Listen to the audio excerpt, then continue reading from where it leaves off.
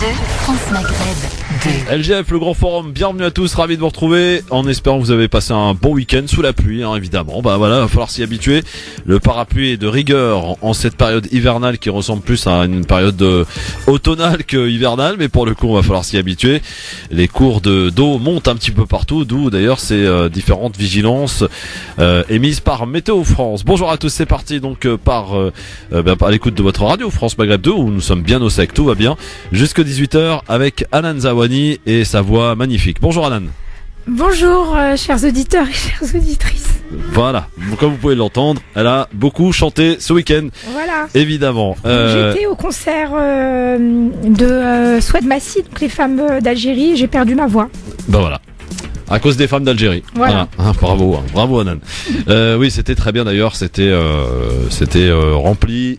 Il y avait beaucoup de monde, c'était une belle soirée. Il y avait une ambiance juste formidable et les artistes super. Effectivement. Alors ma chère Anan, dans ton avis tranché aujourd'hui, on va parler de quoi ? Alors on va parler des Kurdes et des Palestiniens et on va tenter de mettre en relation leur droit à l'autodétermination.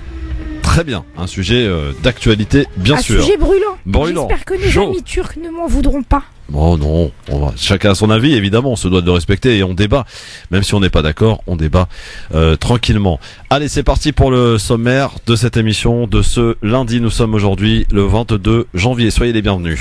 Le grand forum avec Christophe Roux sur France Maghreb 2. Au programme de ce grand forum, et dans un instant, nous allons inaugurer ensemble un tout nouveau rendez-vous qui s'appelle « Ça s'est passé il y a un an, jour pour jour », histoire de revenir sur une actualité afin de décortiquer rapidement l'événement qui a retenu notre attention et qui s'est déroulé le 22 janvier 2017. Eh bien, c'était évidemment la primaire de la gauche, le premier tour qui avait vu la victoire de Benoît Hamon. On va essayer de se poser la question des conséquences aujourd'hui. Égypte, un tribunal militaire condamne le prédicateur Youssouf Al-Qaradawi à la prison à vie.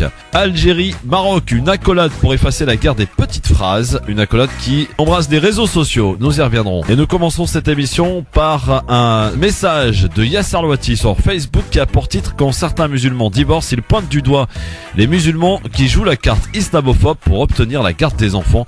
Vous pourrez évidemment réagir et nous apporter vos témoignages. La question du jour, Muriel Pénicaud veut élaborer un plan d'action. La ministre du Travail veut supprimer l'écart du salaire entre les hommes et les femmes à travail égal d'ici 2022. Est-ce qu'elle va y arriver selon vous? C'est la question qu'on vous pose et à laquelle vous répondez sur Facebook France Maghreb 2 ainsi que sur Twitter LGF officiel. Et pour terminer tout à l'heure évidemment, on ne change pas de bonnes habitudes histoire de bien commencer la semaine. Un bon Libertad pour terminer. Grand forum sur France Maghreb 2 jusqu'à 18h avec cette nouvelle rubrique. Vraiment, tous les jours on va essayer de s'arrêter sur un événement qui a fait l'actualité un an plus tôt. Pour tenter de voir un petit peu quelles en sont les conséquences, quelles en sont les leçons un an après. Et il est toutefois utile de rappeler que le grand forum ne part absolument pas à la course à l'info, mais essaye de s'arrêter, de revenir justement sur un événement qu'on a évoqué d'ailleurs dans cette même émission un an plus tôt, et pour voir si nous en faisons toujours la même lecture qu'il y a un an, avec d'autres avis bien sûr. Enver de Santos qui est avec nous aujourd'hui, ainsi que Anan Zawani, qu'on va, et vous le comprendrez très largement, épargné, vu sa voix évidemment aujourd'hui un petit peu fatiguée, mais en tout cas elle est là bel et bien physiquement avec nous. Elle vous livrera d'ailleurs son avis tranché dans quelques instants.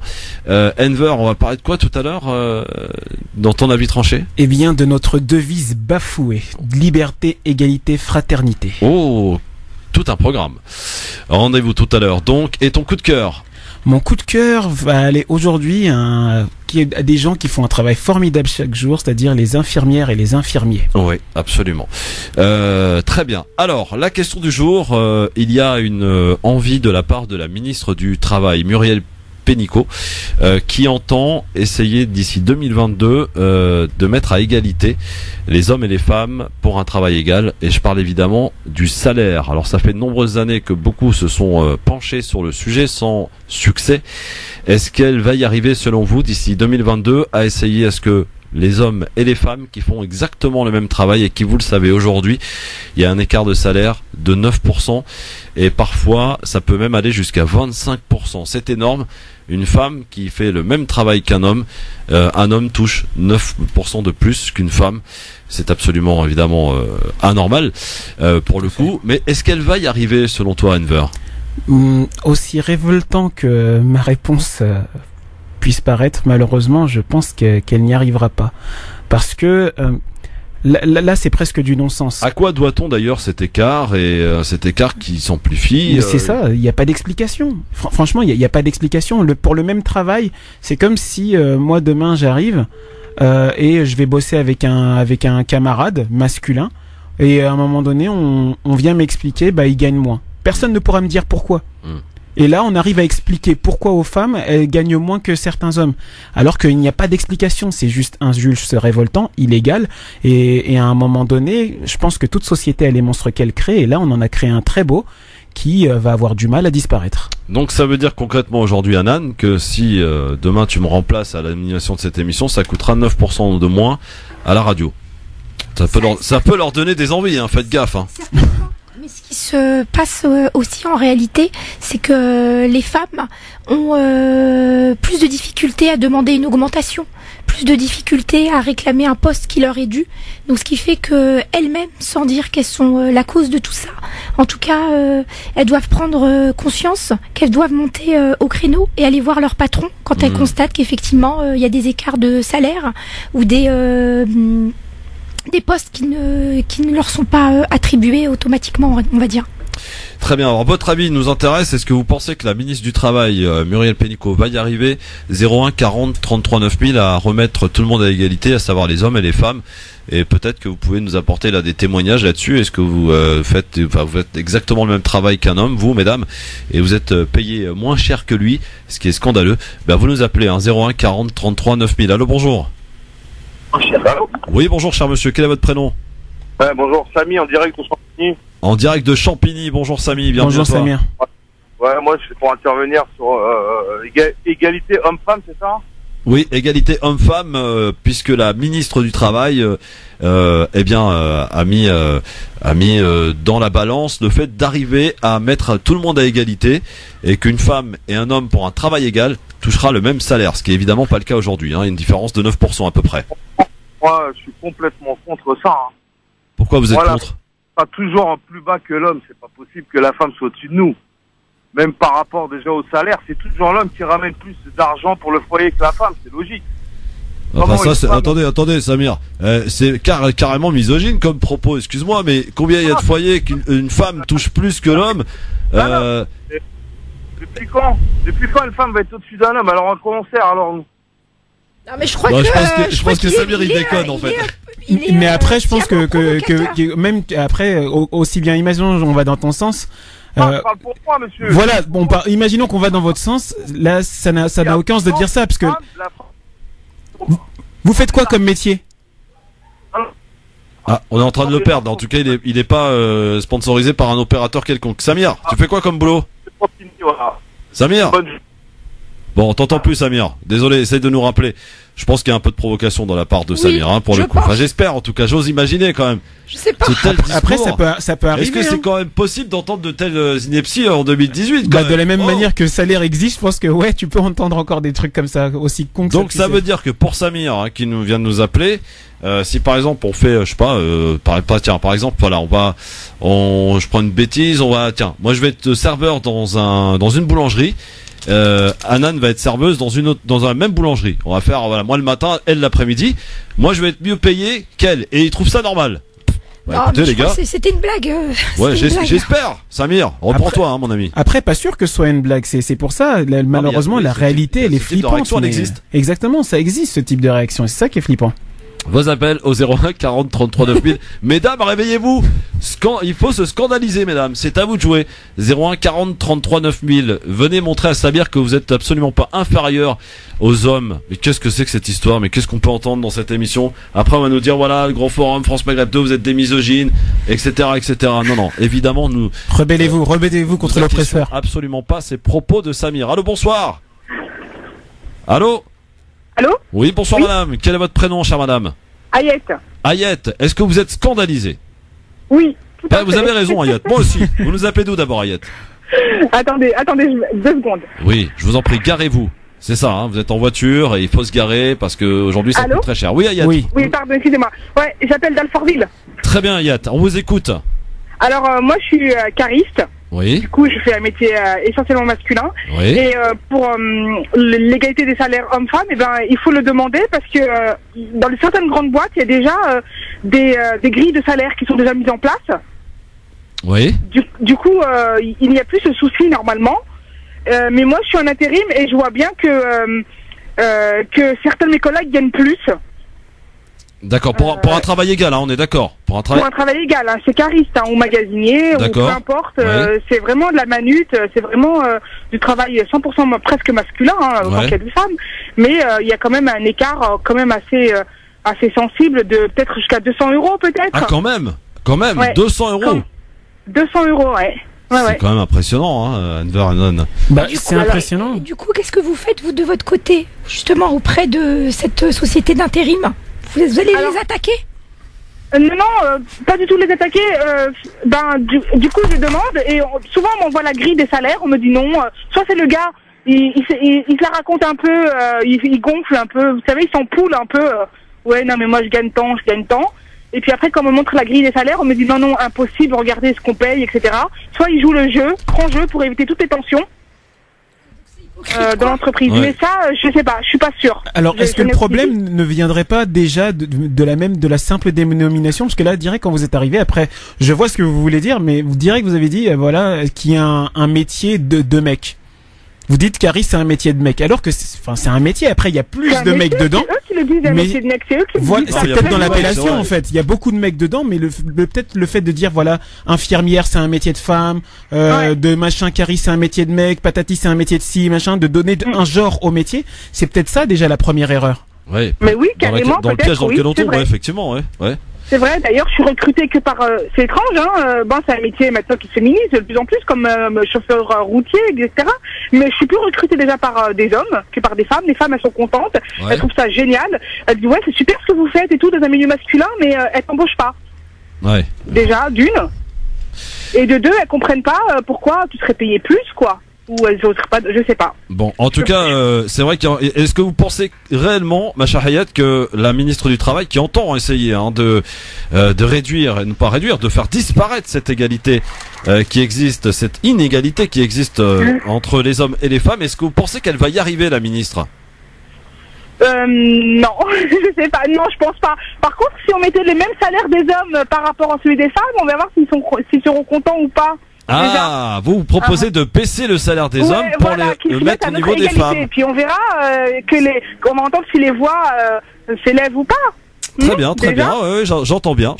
Merci beaucoup, Ayat, en tout cas, et merci Bah, de nous écouter. Merci pour votre émission, j'adore. Et Au donc, revoir. il faut pas vous Au revoir, chercher, Ayat. hein, vous devez avoir de sacrés de gros bras, alors, Ayat, non? Mais Mais non, voilà, moi, je pas porte du rien, tout. c'est la machine qui porte Ah, tout, voyons. non, moi je suis resté à l'ancienne, moi, attention, hein, magasinier, porter des cartons et tout. Mais non, carrément pas. Donc ça veut dire je qu'Ayat vous a de la barbe, c'est ça? Ayat a de la barbe. Voilà, préjugé, préconçu, tranquille. Absolument, en plein super, dedans. l'émission. Bienvenue à bord. Merci Ayat. Merci pour vous. Et, Au revoir. et continuez de nous écouter. Au revoir, Merci en Ayat. tout cas de votre participation. Allez, vous continuez évidemment, c'est le fil rouge de cette émission. Alors, qu'est-ce qu'on en dit sur Twitter et sur Facebook? Bah écoutez, un petit peu comme Ayat, hein, et comme Enver d'ailleurs, eh bien vous êtes 91% à penser que non, la ministre, elle n'y arrivera pas sur Twitter. C'est un petit peu moins sur Facebook de mémoire. 74% à penser que non. Vous continuez donc de voter.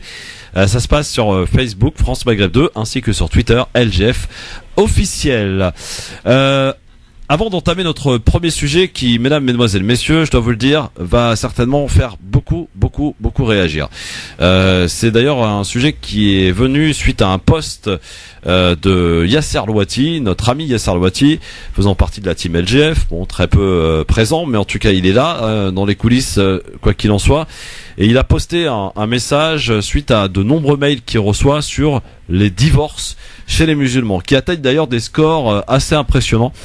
Et surtout le fait que beaucoup utilisent l'islamophobie pour obtenir la garde des enfants, ce qui peut paraître quand même assez particulier. On y revient dans un instant, mais une petite info en bref avant. toute chose, une brève, justement, opération. La Turquie, messieurs, dames, se veut optimiste et rassurante. Après l'offensive militaire lancée en Syrie, c'est le 3e jour d'ailleurs aujourd'hui de l'intervention dans la région d'Afrin, cette enclave située dans le nord-ouest de la Syrie, contrôlée par donc la milice kurde des YPG, les unités de protection du peuple kurde. Les bombardements aériens, les tirs d'artillerie et l'avancée des soldats turcs déployés sur le terrain se poursuivent à la demande de la France. La réunion du Conseil de sécurité des Nations Unies consacrée aujourd'hui à la Syrie abordera cette offensive militaire turque. Mais dans l'ensemble, il faut bien le dire, la communauté internationale a réagi avec la plus grande modération. Jusqu'à maintenant, Ankara a réussi son opération au niveau diplomatique. La Turquie qui a de toute évidence obtenu le feu vert de Moscou pour se lancer à l'assaut d'Afrin, puisque la Russie est très sobrement appelée à la Turquie à la retenue. Et du côté de Washington, on évoque les préoccupations sécuritaires légitimes de la Turquie dans le cadre de cette opération. Une exception peut-être, celle de la France qui a demandé l'arrêt des combats et qui convoque donc aujourd'hui le Conseil de sécurité de l'ONU. La réaction a d'ailleurs été cinglante de la France va ainsi agir de concert avec les organisations terroristes, a dit le chef de la diplomatie turque. Donc la France qui s'est pour le coup un petit peu isolée diplomatiquement, Enver.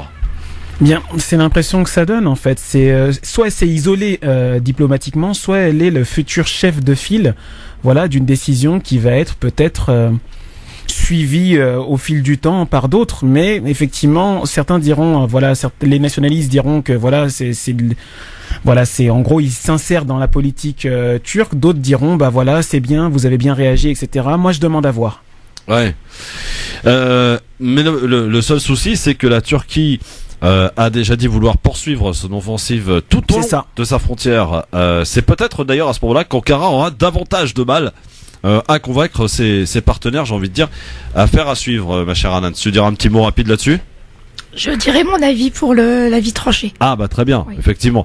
Mais alors, il faut quand même spécifier et être insister sur le fait que la Turquie en guerre et les opposants à cette guerre subissent, messieurs dames, les foudres du pouvoir. Comme Erdogan, le président, l'avait menacé, près d'une 60aine de mandats d'arrêt ont été lancés aujourd'hui contre des personnes accusées, je cite, de propagande terroriste. 24 personnes auraient déjà été arrêtées. Une enquête est aussi ouverte contre plusieurs députés kurdes qui avaient appelé à manifester contre cette intervention militaire. Voilà un petit peu ce qu'il en ressort. Donc la Turquie qui quand même prend des risques pour le coup. On verra d'ailleurs tout à l'heure ce qu'en pense Anan au travers de son avis tranché à suivre. Tiens, je vous précise aussi que le meilleur ami d'Israël est à Jérusalem. Est-ce que vous voyez de qui je veux parler? Le grand ami, c'est ainsi que Netanyahou, en tout cas, appelle Mike Pence, le vice-président des États-Unis, qui achève sa tournée au Proche-Orient, dans la capitale autoproclamée d'Israël. Donald Trump a d'ailleurs reconnu le mois dernier, vous vous en souvenez, bien sûr. Exactement. Mike Pence se rencontre en ce moment le Premier ministre Netanyahou avant un discours à la Knesset. Le Parlement israélien rencontre avec les dirigeants israéliens, mais pas les Palestiniens, furieux depuis donc l'annonce du déménagement de l'ambassade des États-Unis à Jérusalem. D'ailleurs, on apprend que ça devrait se faire d'ici fin 2018, donc plus rapide que prévu peut-être. Les Palestiniens donc boycottent désormais les États-Unis. Hanan Ashrawi, qui est membre du comité exécutif de l'OLP, l'Organisation de libération de la Palestine. Écoutez sa réaction. S'il avait voulu venir en Palestine, il n'aurait pas été reçu. Mike Pence semble croire qu'il a un feu vert de Dieu pour donner Jérusalem, mais il ne l'a pas. C'est une affaire qui est extrêmement sérieuse et ça ne passera pas. Ils remettent en question le processus de paix, les chances de parvenir à la paix et la crédibilité des États-Unis. Ils aggravent la situation, ils provoquent des problèmes et après, ils veulent venir. Mais pourquoi faire? S'ils veulent véritablement être les parrains de la paix, alors ils doivent respecter et faire appliquer le droit international et non se placer au-dessus de la loi, donner à Israël carte blanche et l'encourager à détruire les fondements de la paix. Voilà, Hanan Ashrawi, donc comme un symbole, pour être tout à fait complet pour cette info, contre-pied même, le chef de l'autorité palestinienne, donc lui, est à Bruxelles. Aujourd'hui, la capitale de l'Union européenne, Mahmoud Abbas, qui ne reconnaît plus les États-Unis comme médiateurs dans le processus de paix, et veut que les Européens reconnaissent l'État de Palestine, mais un simple accord d'association devrait lui être proposé. C'est ce qu'il en ressort d'après les différentes infos qui émergent en coulisses. Enver, le fait que les Palestiniens donc ne veulent plus discuter avec les États-Unis, boycottent donc cette visite du vice-président américain dans la région. D'abord, aucune rencontre de prévue avec les Palestiniens. Le fait que Mahmoud Abbas, lui, ait décidé dans un contre-pied d'aller à Bruxelles et demander aux Européens d'essayer de prendre une place peut-être dans ce conflit. C'est un peu ce qu'on disait tout à l'heure par rapport à la Turquie. Si tu regardes bien la position justement du gouvernement français sur la situation turque, qui est justement également un des acteurs majeurs de cette région. Et là maintenant, le fait que les Palestiniens recherchent justement un soutien de poids à travers l'Europe. Si tu regardes bien, si Macron ou Merkel en tout cas devient chef de file de l'Europe et que la Palestine justement cherche le soutien de l'Europe, c'est tout bénef pour la France en termes de géopolitique. Après, est-ce que ça va marcher? Parce que c'est toujours la géopolitique, et ce sont des questions financières, ce sont des enjeux. Est-ce que l'Europe a les reins solides pour le faire? Et c'est peut-être pour ça justement que pour l'instant il y a juste une proposition d'association plutôt que de reconnaissance de l'État palestinien. Dans un instant, messieurs, dames, on va parler d'un sujet de société, un sujet extrêmement important et qui concerne visiblement beaucoup de couples qui font le choix de se marier. Donc, quand on fait le choix de se marier, Hanan et Enver, c'est pour vivre dans le meilleur pour le meilleur et pour le pire, normalement, et de pouvoir accepter certaines concessions. Sauf qu'on s'aperçoit, alors c'est pas propre à la communauté musulmane, mais en tout cas, les scores dans cette communauté atteignent quand même des scores assez impressionnants. On parle de divorce. Et on va surtout parler au travers d'un message posté par Yasser Wati sur Facebook qui, en recevant un certain nombre de courriers d'hommes et de femmes qui sont aujourd'hui détruits parce qu'ils déplorent et dénoncent la corde islamophobe qui est utilisée par l'homme ou la femme pour obtenir la fameuse garde d'enfants. On va en parler avec des témoignages, messieurs, dames. Ça vous est arrivé peut-être, vous, d'avoir un divorce très compliqué et d'avoir eu une femme ou votre mari ou votre femme qui a utilisé justement ce fameux argument qui passe alors à merveille, parce que vous savez que dans cette ambiance d'islamophobie, devant un juge, ça peut être très facilement, en la faveur de la partie de celui qui dénonce donc l'islamophobie de l'autre. On en parle avec vous. Cette fameuse carte utilisée, apparemment, c'est pas d'aujourd'hui, mais ça s'amplifie. D'où ce cri d'alerte de Yasser Wati.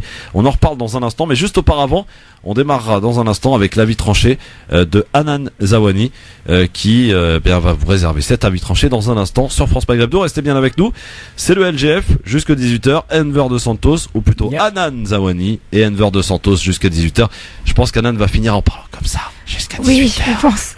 On essaye de la préserver, vous l'avez compris. À tout de suite.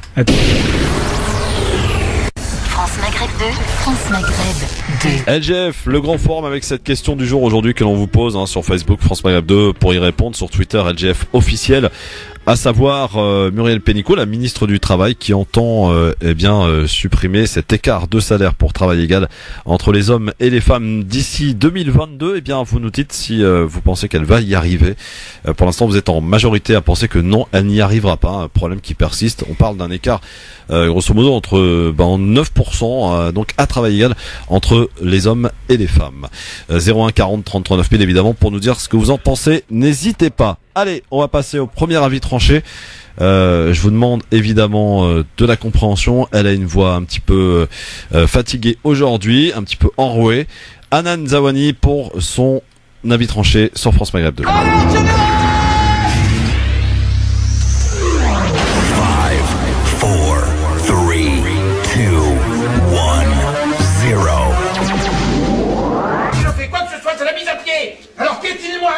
Hanan Zawani qui nous livre donc sa vision des choses concernant la Turquie, les Kurdes. Bon, à vous Hanan Zawani. Exactement. Pourquoi refuse-t-on aux Kurdes ce que nous demandons pour les Palestiniens? On peut être tenté de faire une comparaison entre la situation des Palestiniens et celle des Kurdes.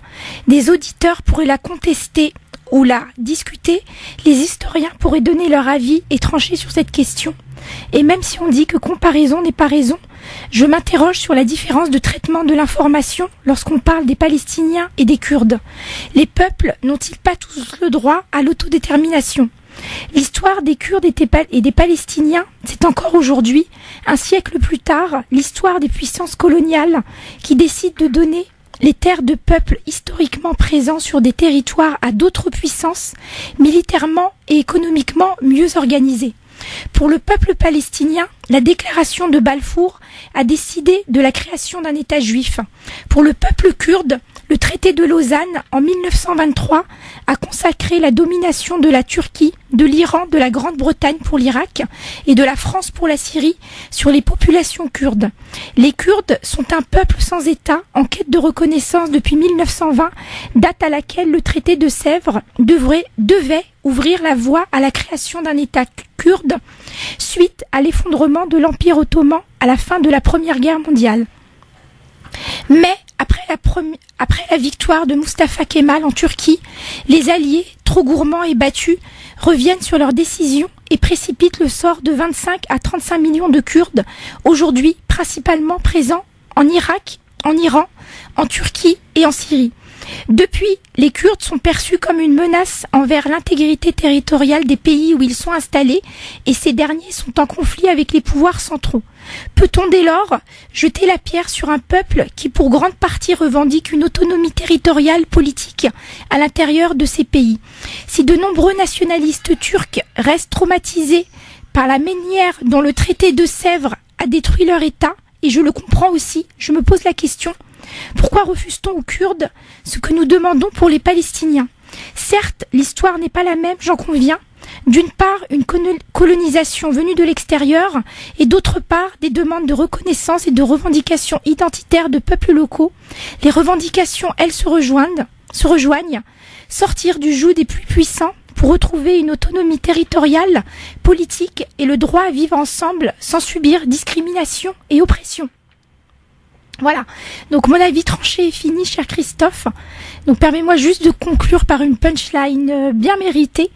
Alors à ceux qui seraient tentés de brandir encore une fois l'insulte, mais est-ce une musulmane, cette Hanan Zawani, la voilée, pas assez voilée ou trop voilée selon le jugement des uns ou des autres?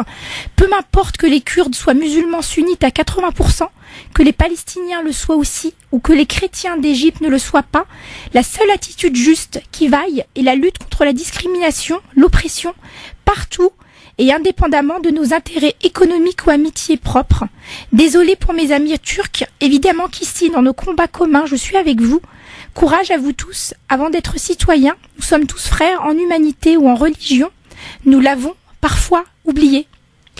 C'est vrai, très clair. Merci beaucoup Hanan Zawani. Vous êtes d'accord ou pas d'accord avec Hanan Zawani? 01 40 33 9000 pardon. Dans le d'accord ou pas d'accord.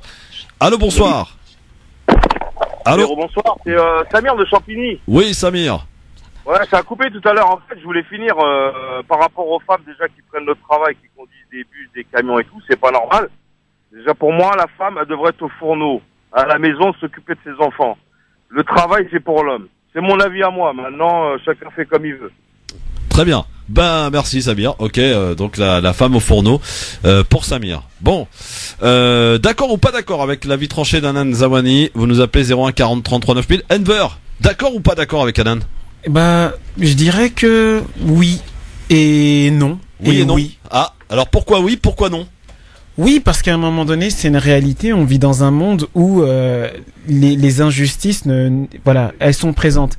Et on peut pas être juste je dirais, à géométrie variable. Ce qu'elle dit justement sur, le fait que, la Palestine revendique depuis Balfour justement ses droits, et c'est pareil pour le peuple kurde. Là où je dis non, c'est pas justement contre son avis tranché, mais c'est surtout le non contre le fait de s'excuser contre nos amis turcs.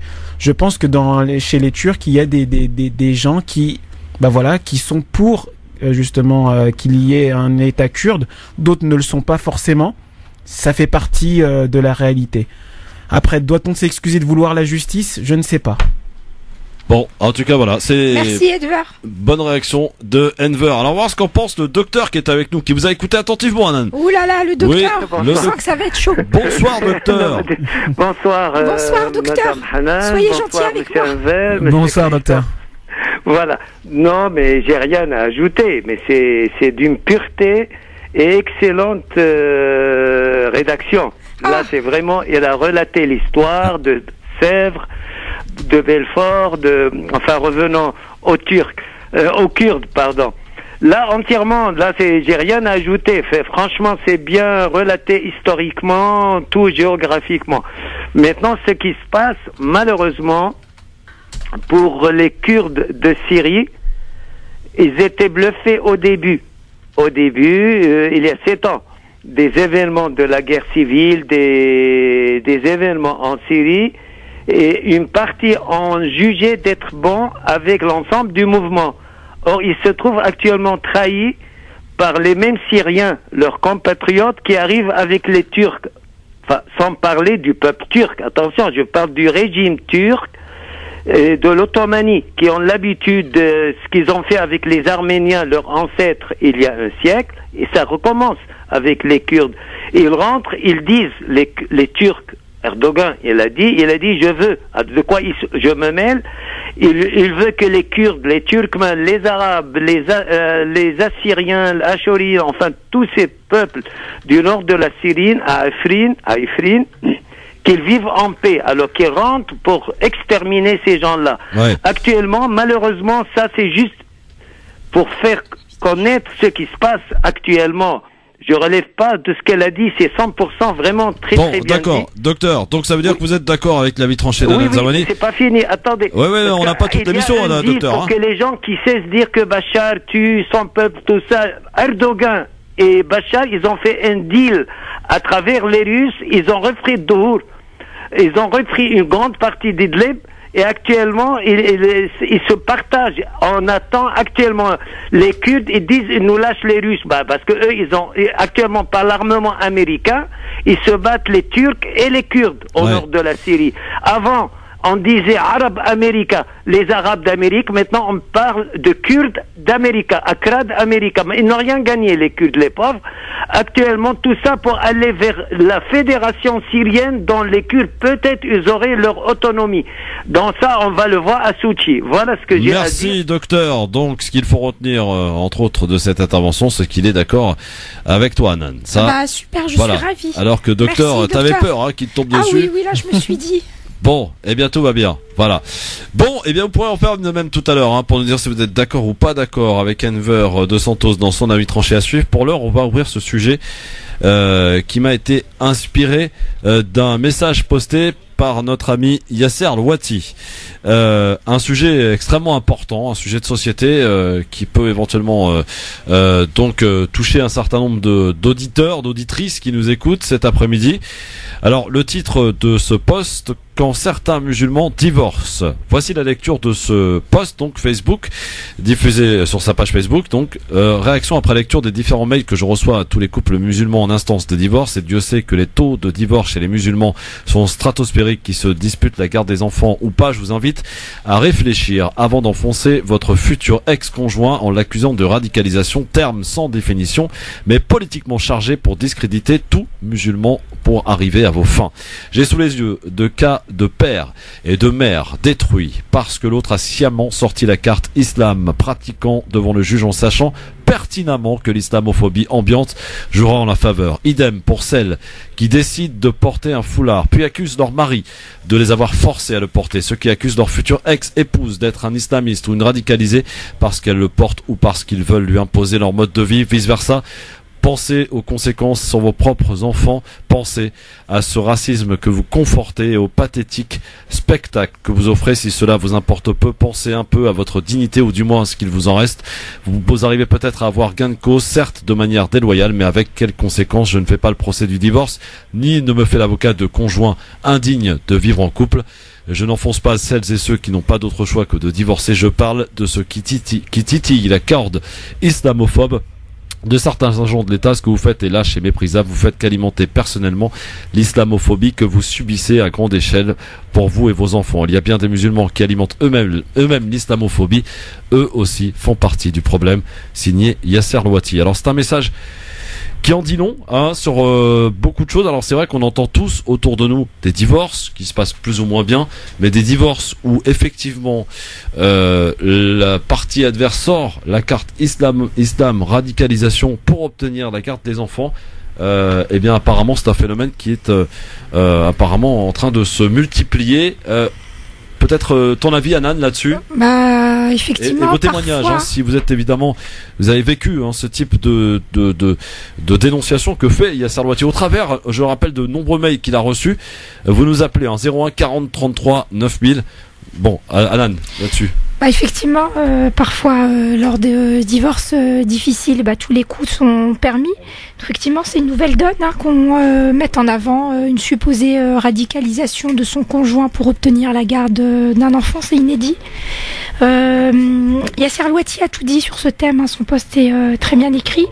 Donc juste revenir effectivement sur le fait que les enfants sont toujours de toute manière très affectés par le divorce de leurs parents et que ça engendre d'importantes répercussions sur leurs enfants, tant sur le plan psychologique, matériel, et que le devoir des parents justement, pour rappel, est de ne pas mettre l'enfant au centre du conflit.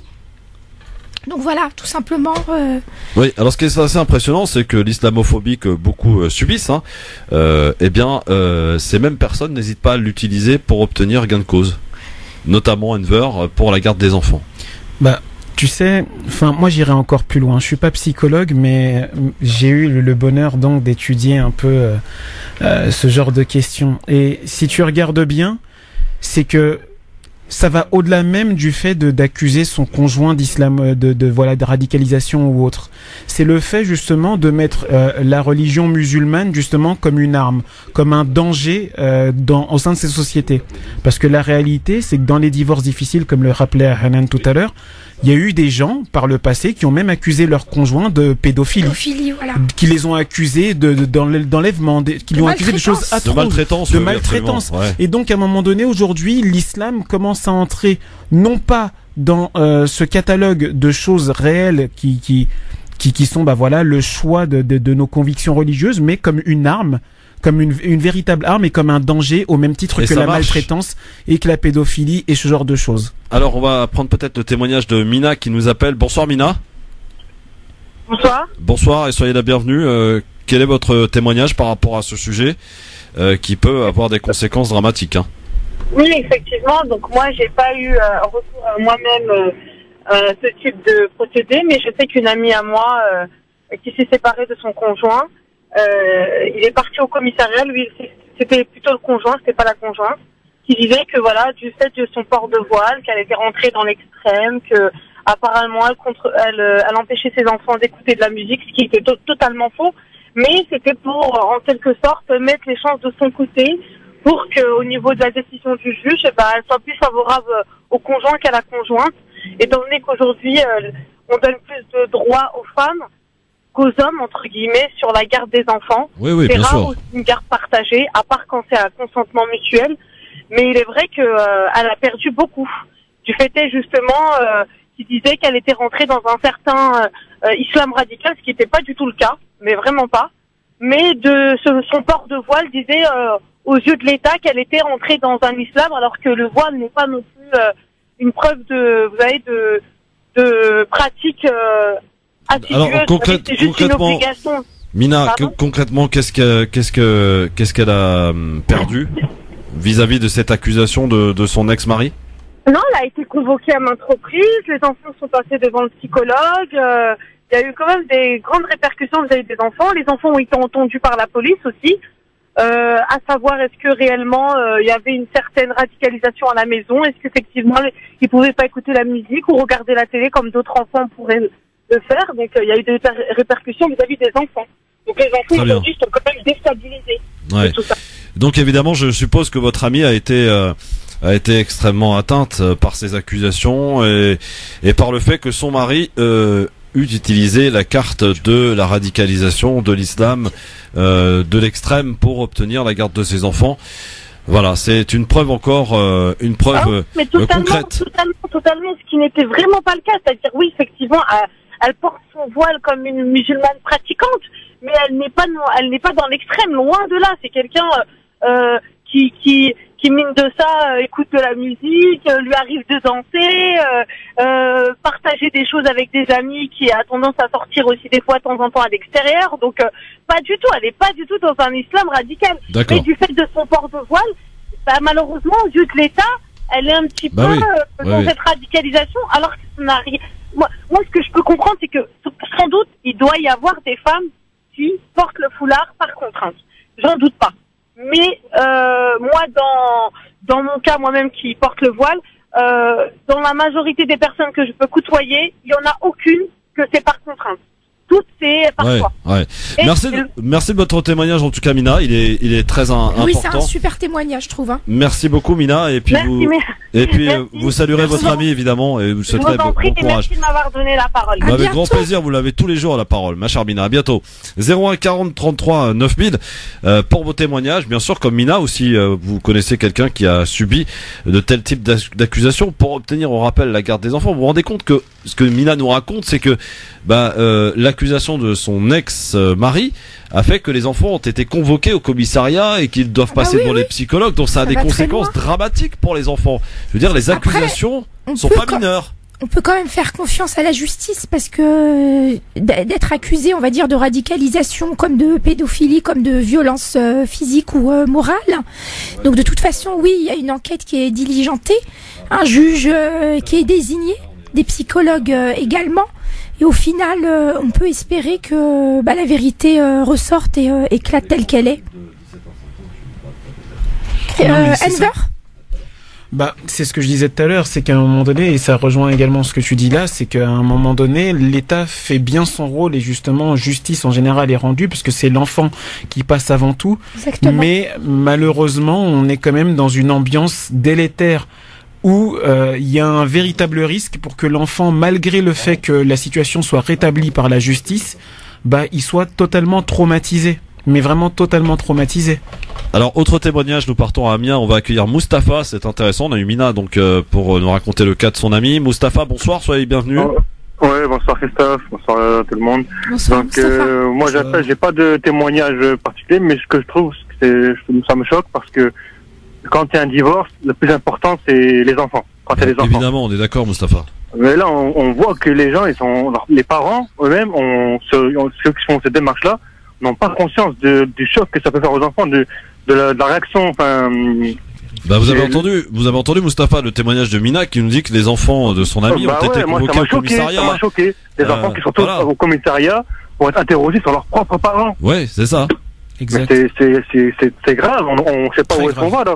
Et comme Yasser, il avait fait son avis, et je trouve qu'il a raison sur une chose, c'est que nous, de la communauté musulmane, on crée l'islamophobie nous-mêmes.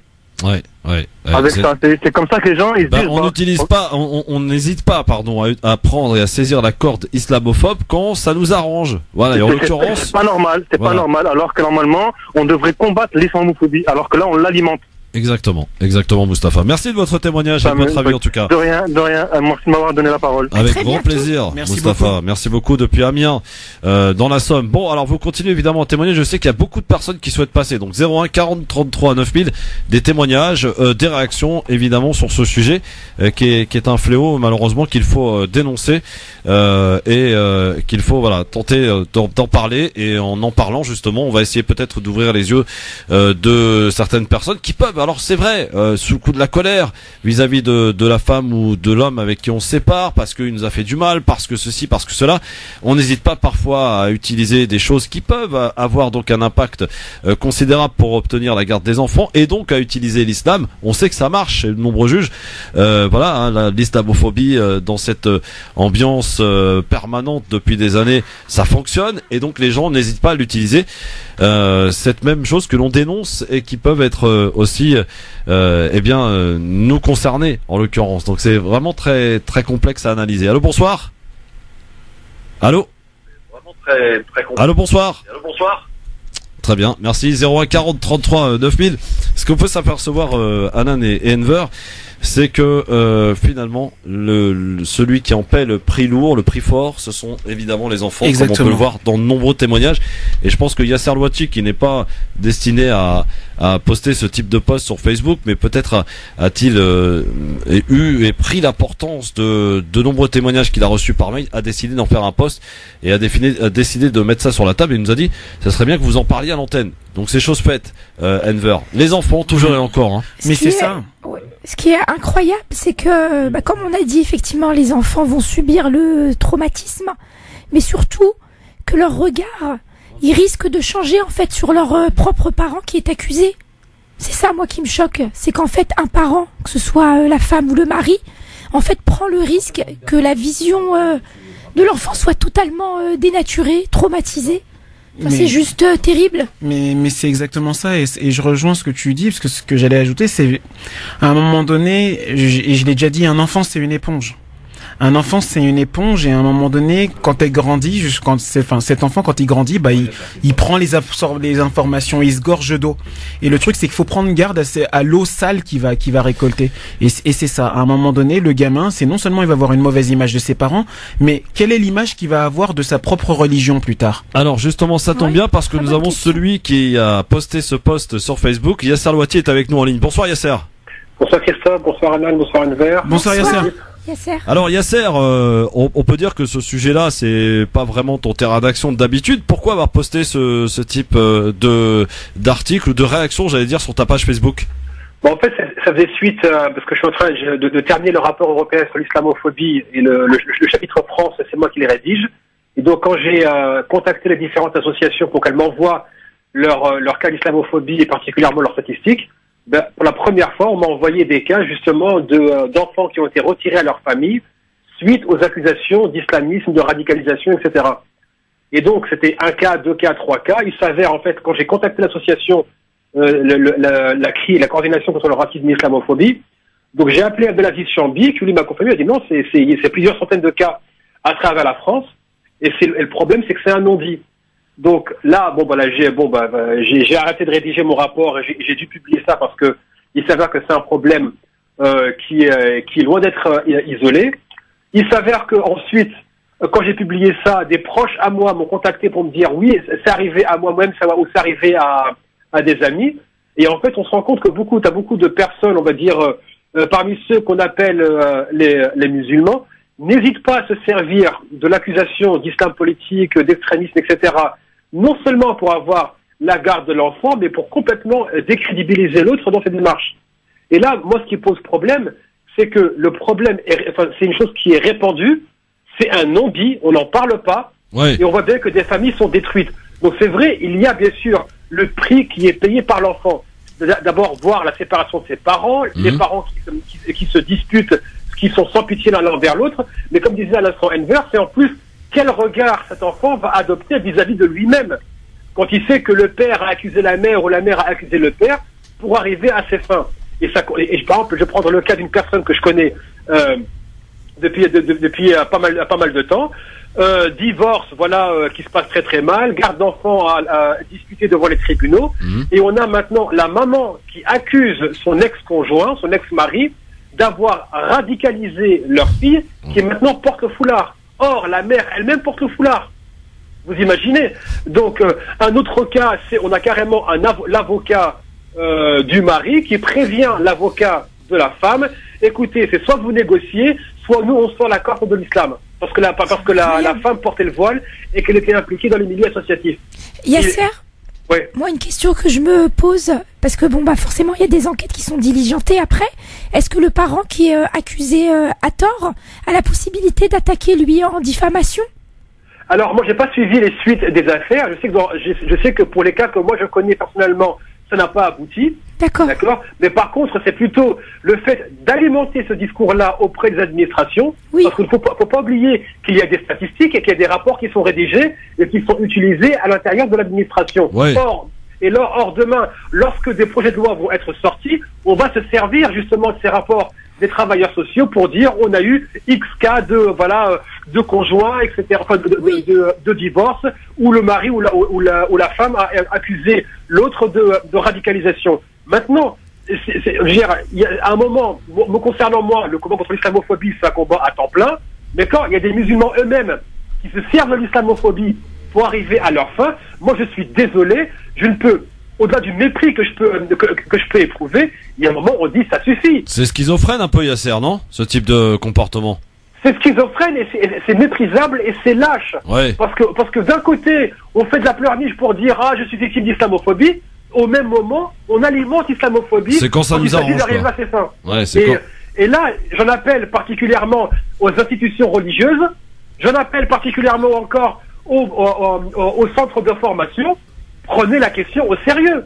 Oui. Que des gens, lorsqu'ils arrivent au mariage et que si ça arrive à divorcer, sincèrement, moi, ça m'énerve parce que c'est pas mon sujet de travail. Je partage un avis personnel que lorsque ces gens-là se marient, qu'au moins quand ils divorcent, ils arrêtent de se servir de la carte islamophobe pour arriver à leur fin.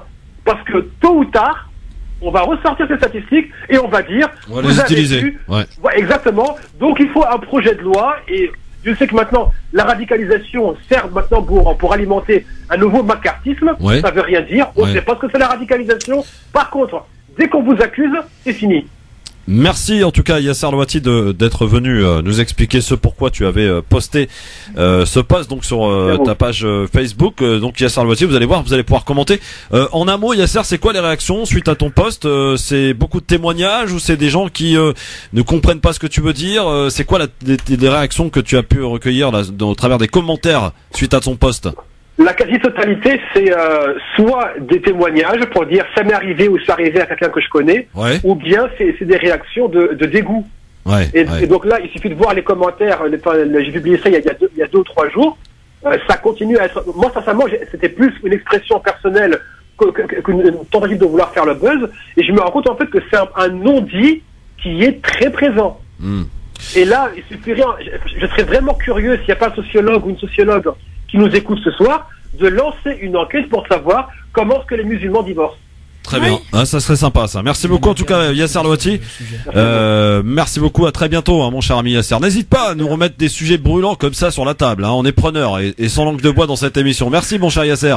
Merci, Yasser. Bonne soirée. Bon, eh bien on continue évidemment avec vos témoignages dans un instant, ce qui ne nous empêchera pas d'écouter bien entendu les réactions, enfin l'avis tranché plutôt d'Enver de Santos dans un instant. Je parle de réactions parce qu'il y a eu beaucoup de réactions que j'ai remis à plus tard pour ton avis tranché, mon cher Anan. Ah oui, notamment un certain Daoud qui, à mon avis, doit être en colère. Mais bon. Énervé.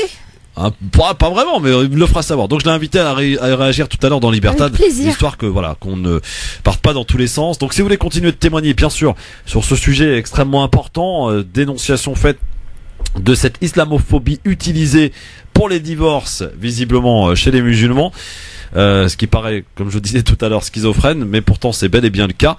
Et bien vous continuez avec vos témoignages au 01 40 33 9000, tout comme d'ailleurs répondre à la question du jour que l'on vous pose par rapport au souhait de Muriel Pénicaud, qui est la ministre du Travail et qui entend supprimer l'inégalité qui existe donc entre les hommes et les femmes à propos du salaire pour un travail égal. Est-ce que vous pensez qu'elle va y arriver d'ici 2022? C'est la mission qu'elle se fixe. Vous répondez sur Facebook France Maghreb 2, sur Twitter LGF officiel et en nous appelant 01 40 33 9000. Soyez les bienvenus. Bon début de semaine. Anan Zawani, Enver de Santos pour vous accompagner jusque 18h. France Maghreb 2, France Maghreb 2. LGF, le grand forum avec cette question du jour aujourd'hui que l'on vous pose sur Facebook France Maghreb 2 pour y répondre, sur Twitter LGF officiel. À savoir Muriel Pénicaud, la ministre du Travail, qui entend supprimer cet écart de salaire pour travail égal entre les hommes et les femmes d'ici 2022. Eh bien, vous nous dites si vous pensez qu'elle va y arriver. Pour l'instant, vous êtes en majorité à penser que non, elle n'y arrivera pas. Un problème qui persiste. On parle d'un écart grosso modo entre 9%, donc à travail égal entre les hommes et les femmes. 01 40 33 9000 évidemment pour nous dire ce que vous en pensez. N'hésitez pas. Allez, on va passer au premier avis tranché. Je vous demande évidemment de la compréhension. Elle a une voix un petit peu fatiguée aujourd'hui, un petit peu enrouée. Anan Zawani pour son avis tranché sur France Maghreb 2.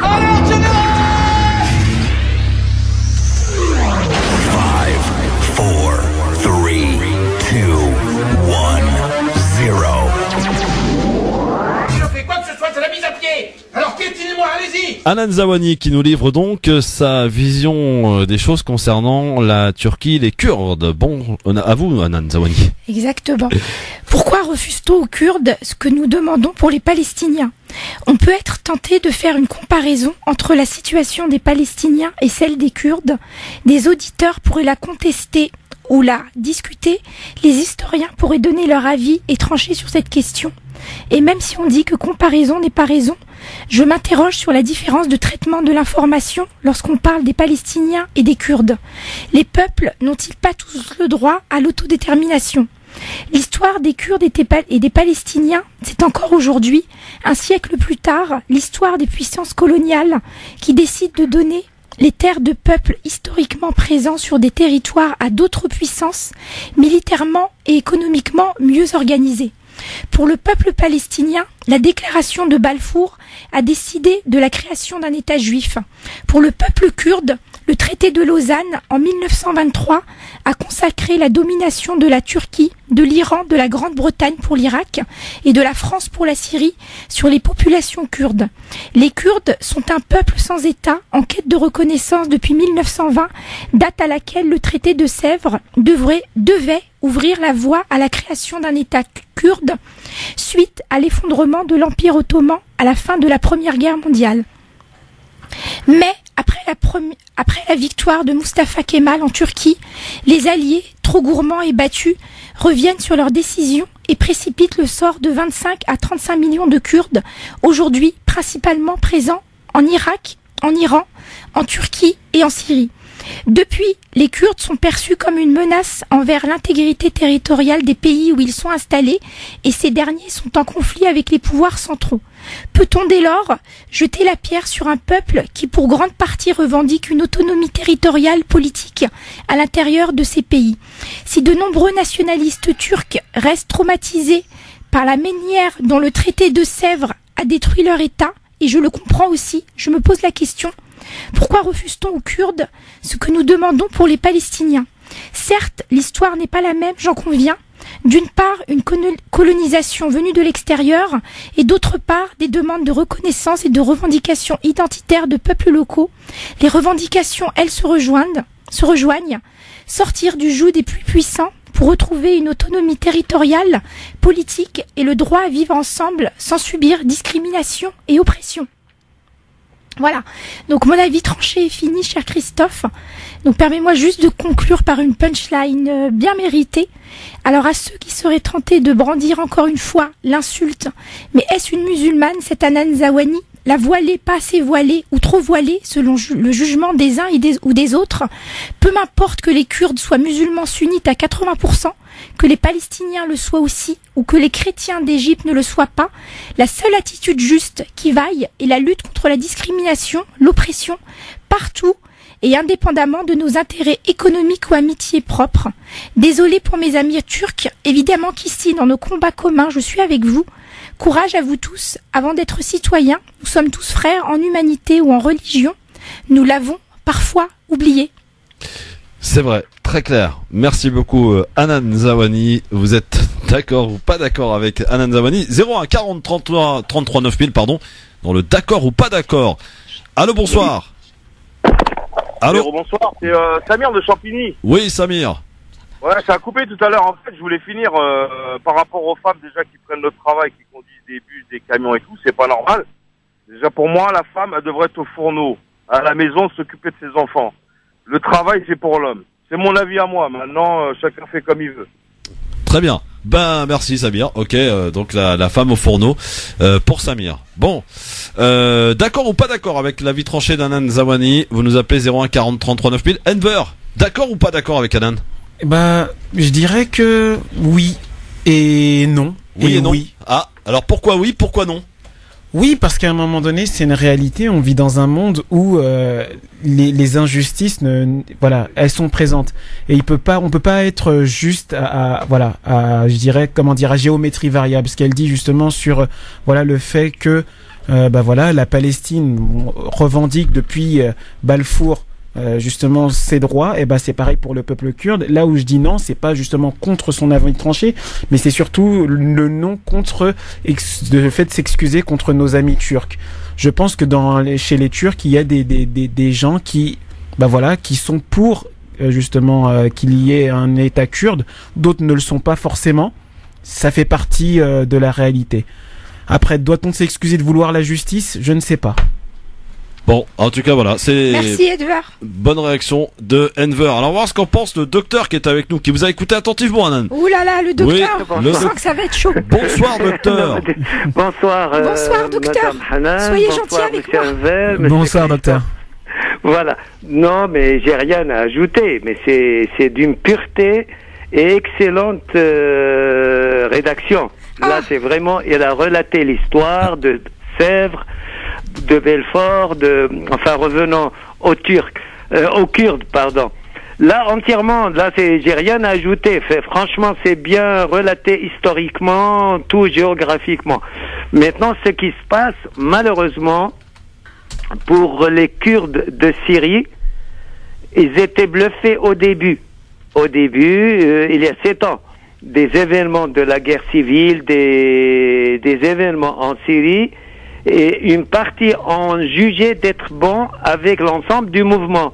Or, ils se trouvent actuellement trahis par les mêmes Syriens, leurs compatriotes, qui arrivent avec les Turcs. Enfin, sans parler du peuple turc. Attention, je parle du régime turc et de l'Ottomanie, qui ont l'habitude de ce qu'ils ont fait avec les Arméniens, leurs ancêtres, il y a un siècle, et ça recommence avec les Kurdes.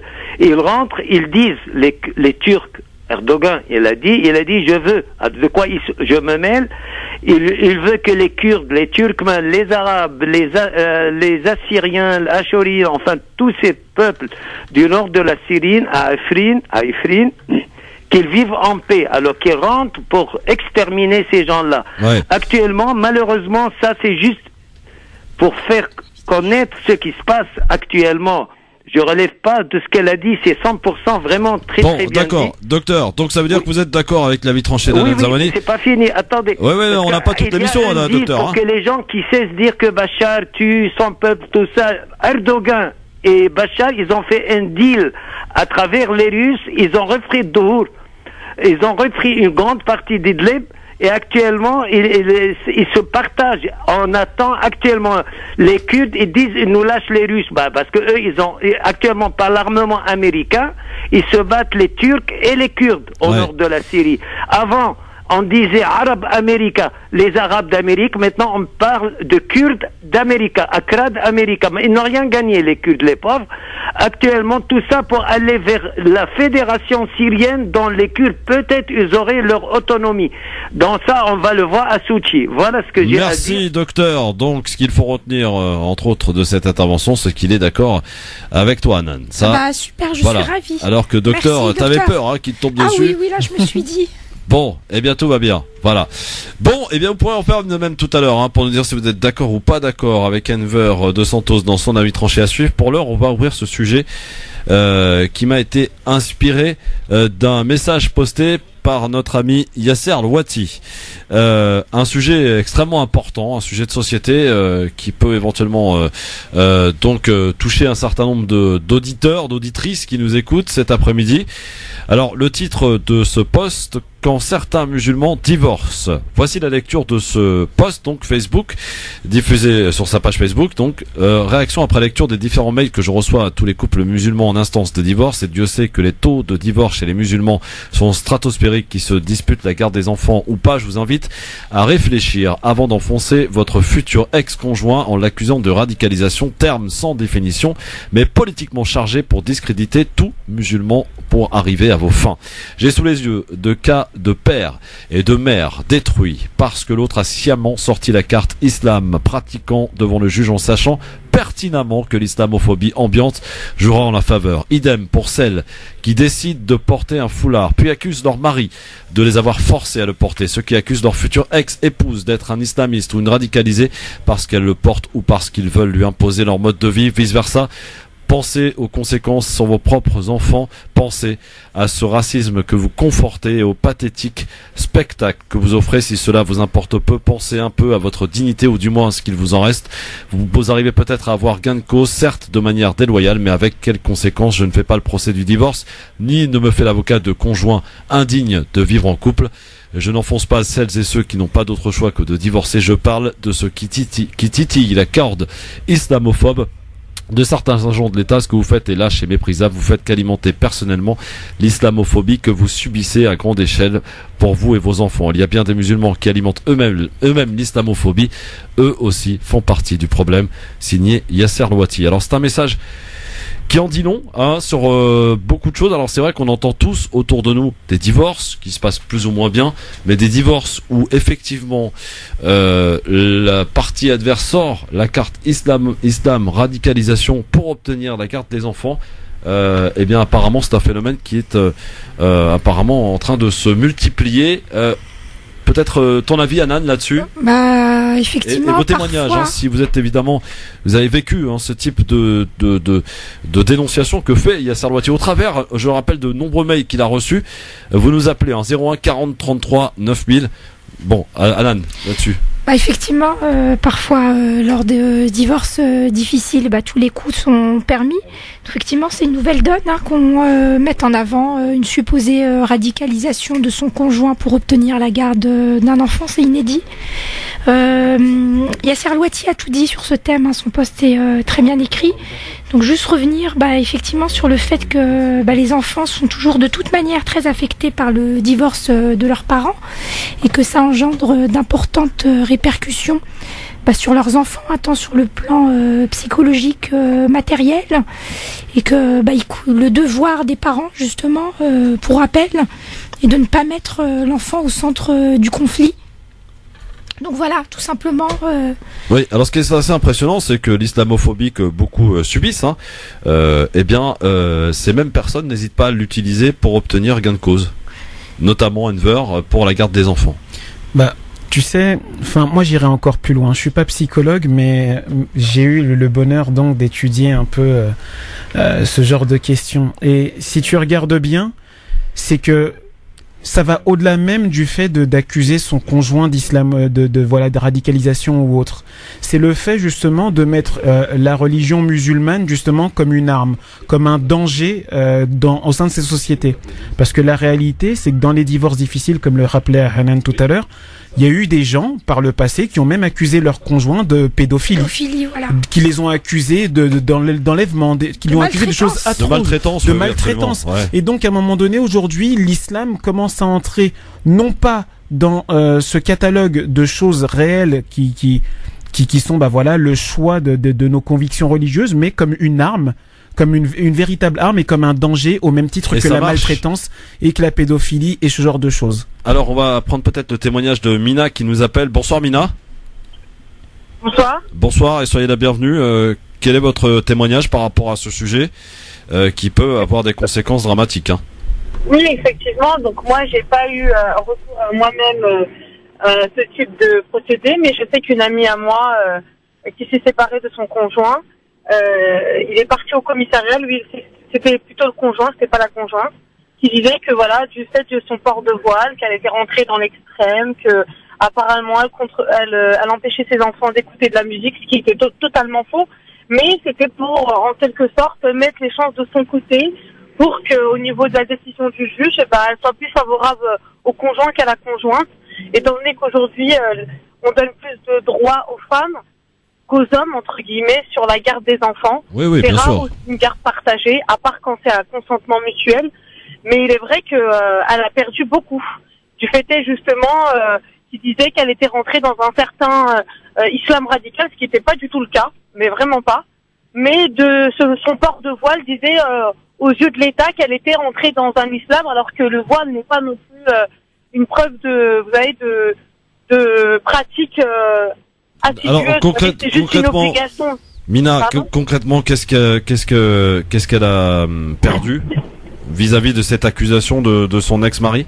Non, elle a été convoquée à maintes reprises, les enfants sont passés devant le psychologue, il y a eu quand même des grandes répercussions vis-à-vis des enfants. Les enfants ont été entendus par la police aussi, à savoir est-ce que réellement il y avait une certaine radicalisation à la maison, est-ce qu'effectivement ils pouvaient pas écouter la musique ou regarder la télé comme d'autres enfants pourraient le faire. Donc il y a eu des répercussions vis-à-vis des enfants. Donc les enfants aujourd'hui sont quand même déstabilisés. Ouais. Tout ça. Donc évidemment, je suppose que votre amie a été extrêmement atteinte par ces accusations et par le fait que son mari eut utilisé la carte de la radicalisation, de l'islam, de l'extrême pour obtenir la garde de ses enfants.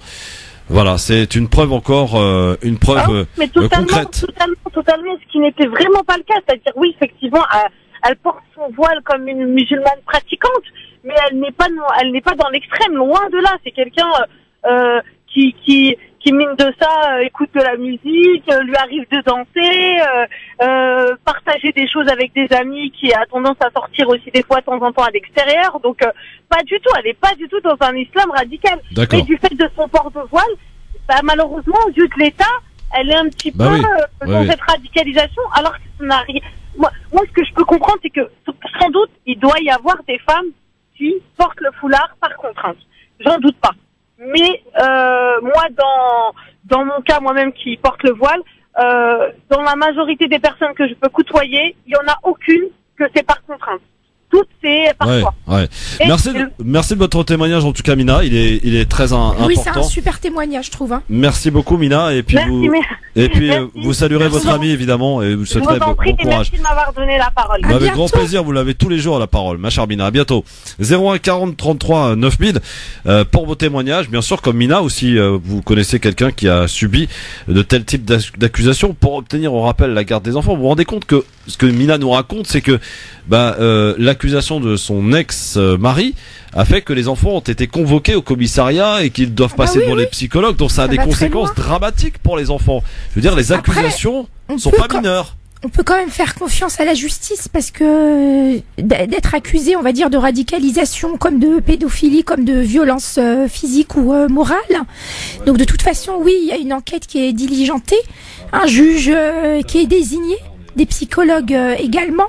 Et au final, on peut espérer que la vérité ressorte et éclate telle qu'elle est.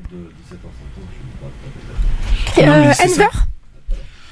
C'est ce que je disais tout à l'heure, c'est qu'à un moment donné, et ça rejoint également ce que tu dis là, c'est qu'à un moment donné, l'État fait bien son rôle et justement, justice en général est rendue parce que c'est l'enfant qui passe avant tout. Exactement. Mais malheureusement, on est quand même dans une ambiance délétère où il y a un véritable risque pour que l'enfant, malgré le fait que la situation soit rétablie par la justice, il soit totalement traumatisé. Mais vraiment totalement traumatisé.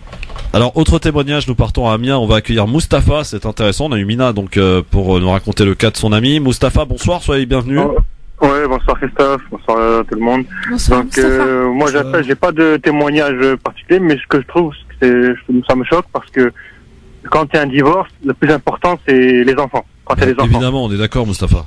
Mais là, on voit que les gens, les parents eux-mêmes, ceux qui font cette démarche-là, n'ont pas conscience du choc que ça peut faire aux enfants, de la réaction. Enfin, vous avez entendu Mustapha, le témoignage de Mina qui nous dit que les enfants de son ami ont été convoqués au commissariat. Ça m'a choqué. Les enfants qui sont tous au commissariat pour être interrogés sur leurs propres parents. Ouais, c'est ça. Exact. C'est grave. On sait pas où est-ce qu'on va là.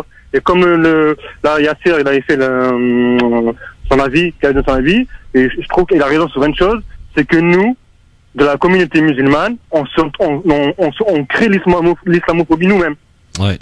Avec ça, c'est comme ça que les gens ils disent. On n'hésite pas, à prendre et à saisir la corde islamophobe quand ça nous arrange. Voilà. Et en l'occurrence, c'est pas normal. Pas normal. Alors que normalement, on devrait combattre l'islamophobie. Alors que là, on l'alimente.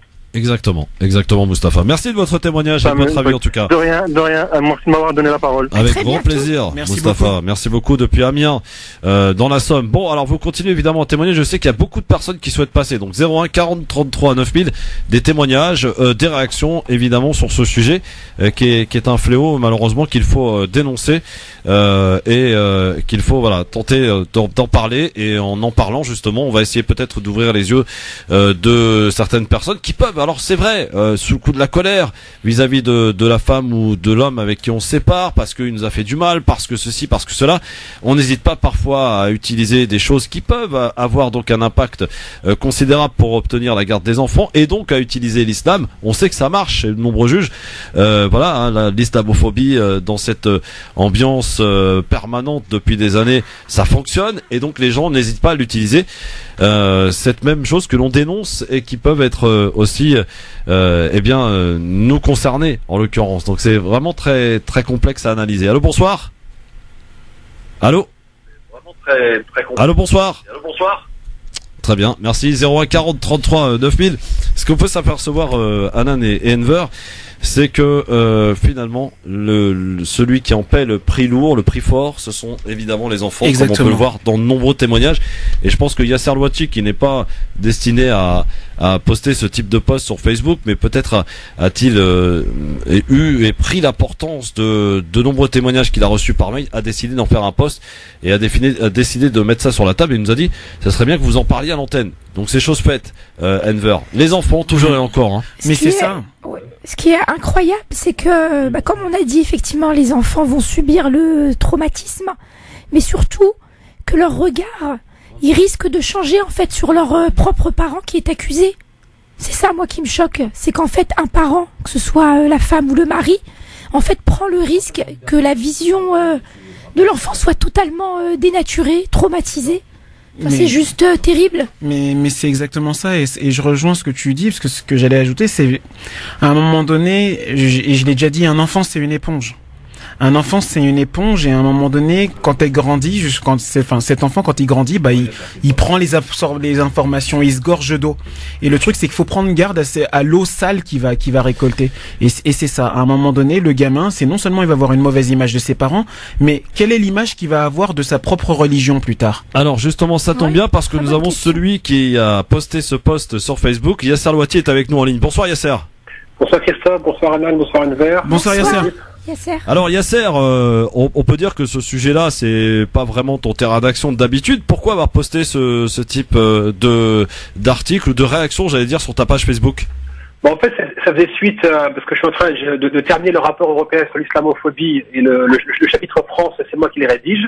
Et donc, quand j'ai contacté les différentes associations pour qu'elles m'envoient leur cas d'islamophobie et particulièrement leurs statistiques, pour la première fois, on m'a envoyé des cas justement d'enfants qui ont été retirés à leur famille suite aux accusations d'islamisme, de radicalisation, etc. Et donc, c'était 1 cas, 2 cas, 3 cas. Il s'avère, en fait, quand j'ai contacté l'association, la CRI, la coordination contre le racisme et l'islamophobie, donc j'ai appelé Abdelaziz Chambi, qui lui m'a confirmé, il a dit non, c'est plusieurs centaines de cas à travers la France, et le problème, c'est que c'est un non-dit. Donc là, j'ai arrêté de rédiger mon rapport, et j'ai dû publier ça parce que il s'avère que c'est un problème qui est loin d'être isolé. Il s'avère que ensuite, quand j'ai publié ça, des proches à moi m'ont contacté pour me dire oui, c'est arrivé à moi-même, ou c'est arrivé à des amis. Et en fait, on se rend compte que t'as beaucoup de personnes, on va dire, parmi ceux qu'on appelle les musulmans, n'hésitent pas à se servir de l'accusation d'islam politique, d'extrémisme, etc., non seulement pour avoir la garde de l'enfant, mais pour complètement décrédibiliser l'autre dans ses démarches. Et là, moi, ce qui pose problème, c'est que le problème, c'est une chose qui est répandue, c'est un non-dit, on n'en parle pas, et on voit bien que des familles sont détruites. Donc c'est vrai, il y a bien sûr le prix qui est payé par l'enfant.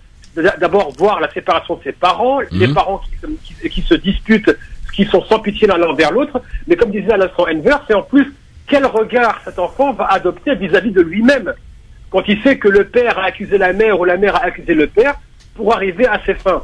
Et par exemple, je vais prendre le cas d'une personne que je connais depuis pas mal de temps, divorce, qui se passe très très mal, garde d'enfants à discuter devant les tribunaux, et on a maintenant la maman qui accuse son ex-conjoint, son ex-mari, d'avoir radicalisé leur fille, qui maintenant porte le foulard. Or, la mère elle-même porte le foulard.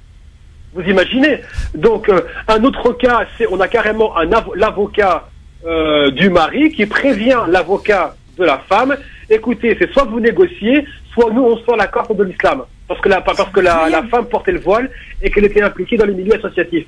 Yasser, Ouais. Moi, une question que je me pose, parce que bon, bah forcément, il y a des enquêtes qui sont diligentées après. Est-ce que le parent qui est accusé à tort a la possibilité d'attaquer lui en diffamation? Alors, moi, j'ai pas suivi les suites des affaires. Je sais que pour les cas que moi je connais personnellement, ça n'a pas abouti. D'accord. Mais par contre, c'est plutôt le fait d'alimenter ce discours-là auprès des administrations. Oui. Parce qu'il ne faut pas oublier qu'il y a des statistiques et qu'il y a des rapports qui sont rédigés et qui sont utilisés à l'intérieur de l'administration. Ouais. Or, demain, lorsque des projets de loi vont être sortis, on va se servir justement de ces rapports des travailleurs sociaux pour dire on a eu X cas de conjoints, etc., enfin, de divorce, où le mari ou la femme a accusé l'autre de radicalisation. Maintenant, à un moment, me concernant moi, le combat contre l'islamophobie, c'est un combat à temps plein, mais quand il y a des musulmans eux-mêmes qui se servent de l'islamophobie pour arriver à leur fin, moi je suis désolé, je ne peux, au-delà du mépris que je peux éprouver, il y a un moment où on dit ça suffit. C'est schizophrène un peu, Yasser, non? Ce type de comportement. C'est schizophrène et c'est méprisable et c'est lâche. Ouais. Parce que d'un côté, on fait de la pleurniche pour dire je suis victime d'islamophobie. Au même moment, on alimente l'islamophobie. C'est quand ça nous arrange, à ses fins. Ouais, et là, j'en appelle particulièrement aux institutions religieuses. J'en appelle particulièrement encore aux centres de formation. Prenez la question au sérieux.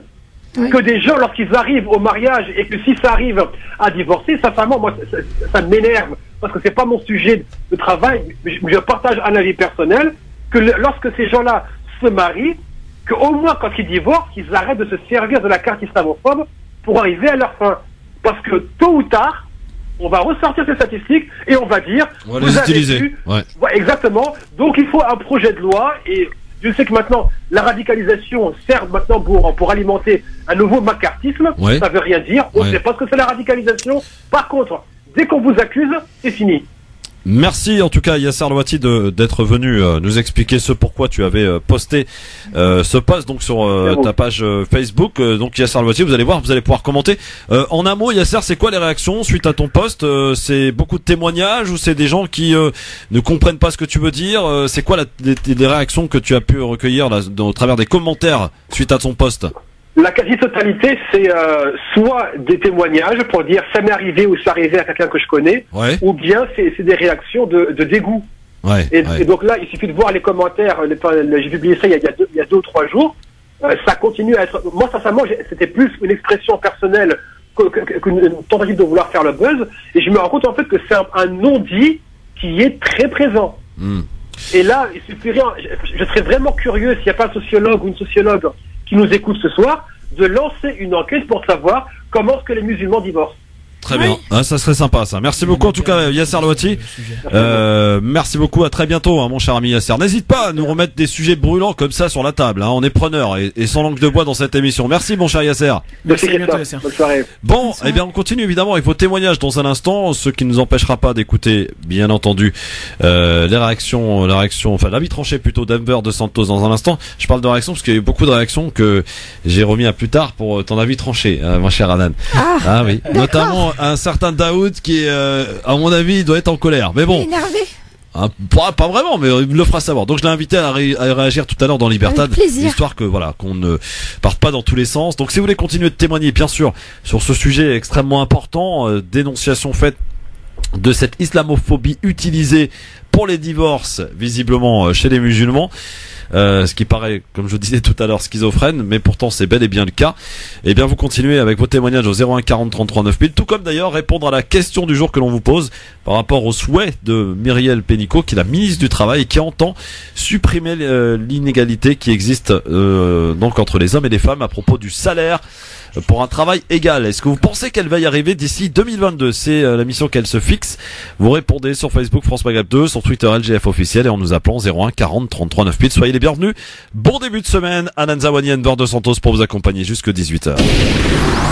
Merci d'être avec nous en direct sur votre radio France Maghreb 2 jusque 18h avec Enver de Santos et Anan Zawani. Jusque 18h donc, mesdames, mesdemoiselles, messieurs, nous allons passer évidemment en vous appelant à nous appeler si vous, en vous invitant à nous appeler si vous le souhaitez pour répondre à cette question qu'on a posée, cette problématique posée par Yasser Louati au travers d'un post sur Facebook, concernant le divorce des musulmans et surtout le fait que certaines utilisent la carte islamophobie pour obtenir la garde des enfants. On a eu des témoignages et Yasser Louati en a eu beaucoup, donc ce qui fait qu'il a effectivement décidé de poster ce message sur Facebook qui a fait beaucoup réagir et qui vous fait évidemment réagir. Et vous pouvez nous appeler bien sûr pour nous donner vos réactions, vos commentaires, vos témoignages 01 40 33 9000. Aussi pour répondre à cette question par rapport à l'affaire, par rapport à la ministre du Travail Muriel Pénicaud. C'est pas Pénicaud, qu'est-ce que je raconte ? Pénicaud, Muriel Pénicaud, qui veut absolument faire disparaître cet écart de salaire qui existe entre les hommes et les femmes à travail égal d'ici 2022. Est-ce que vous pensez qu'elle va y arriver? Vous répondez sur Facebook, France Maghreb 2, sur Twitter @GF officiel et en nous appelant au 01 40 33 9000. Mais pour l'heure, voici le deuxième avis tranché de cette émission de ce lundi. Il est signé Enver dos Santos.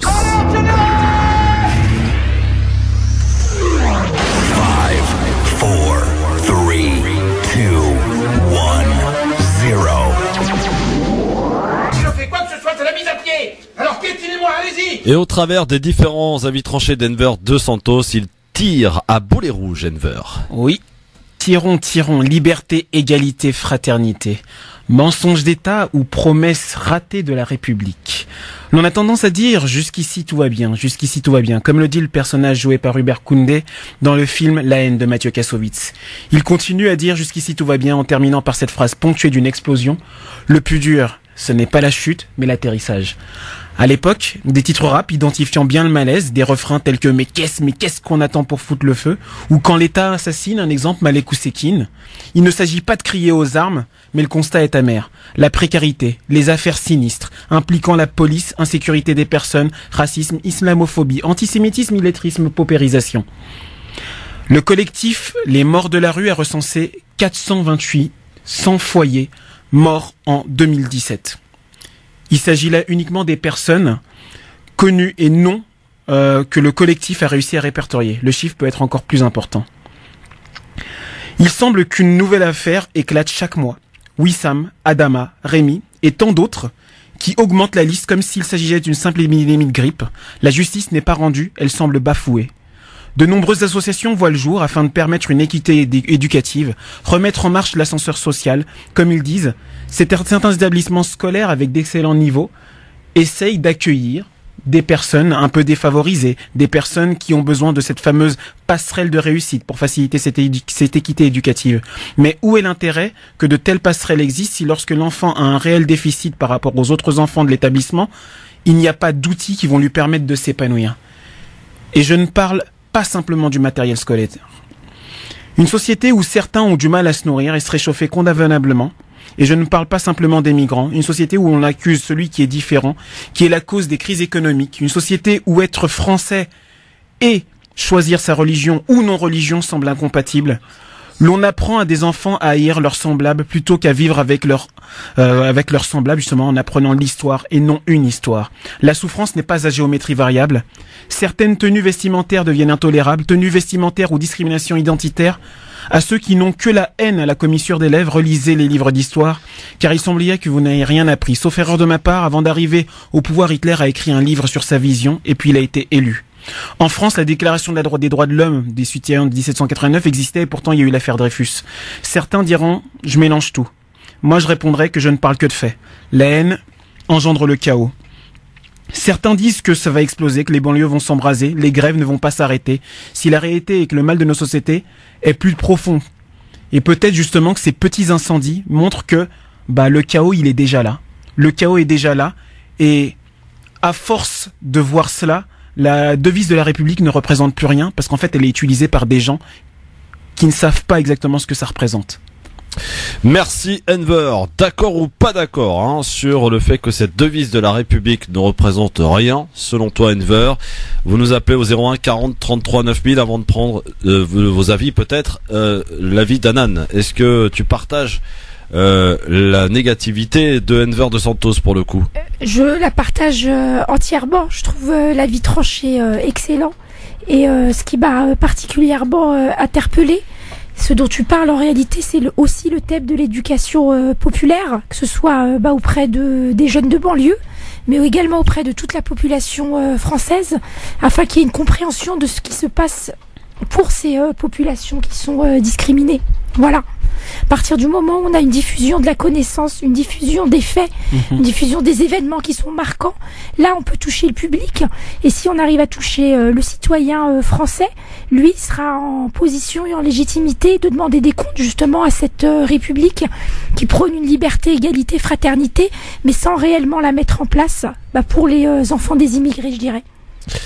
Très bien, vos appels si vous le souhaitez pour dire si vous êtes d'accord ou pas avec Enver Dos Santos, 01 40 33 9000. On va passer maintenant au zapping si vous le voulez bien, avec un zapping qui commence avec un conflit qui est en train de prendre de l'ampleur, messieurs dames, entre eux. Françoise Laborde, ex-membre du CSA et journaliste, mais aussi donc faisant partie du Printemps républicain, sachez-le, a attaqué Karine Rissouli, un journaliste de France Télévisions, l'accusant de mettre systématiquement en avant le voile. Écoutez la réponse de Karine Rissouli, c'était chez nos confrères de France Inter.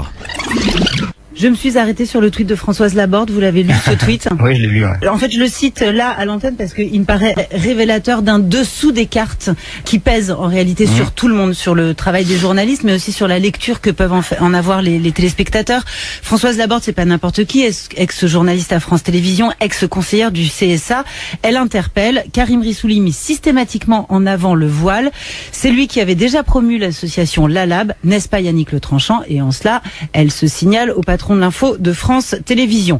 On précise, LALAB, c'est une association qui prône en fait le choix, voile ou pas voile chez les femmes. C'est une association qui se dit musulmane féministe. Voilà, et que vous aviez fait venir sur le plateau de l'émission politique sur France 2, à l'époque où vous en étiez, face à Manuel Valls. Ça fait d'ailleurs donner un dialogue assez tendu et assez stérile. Enfin, ils ne se comprenaient pas du tout. Comment vous le voyez arriver, ce tweet, Karim Rissouli? Bon, d'abord, il est un peu blessant, parce que dans ce tweet de Françoise Laborde, je connais pas cette femme, voilà, je l'ai vue à la télévision comme tout le monde.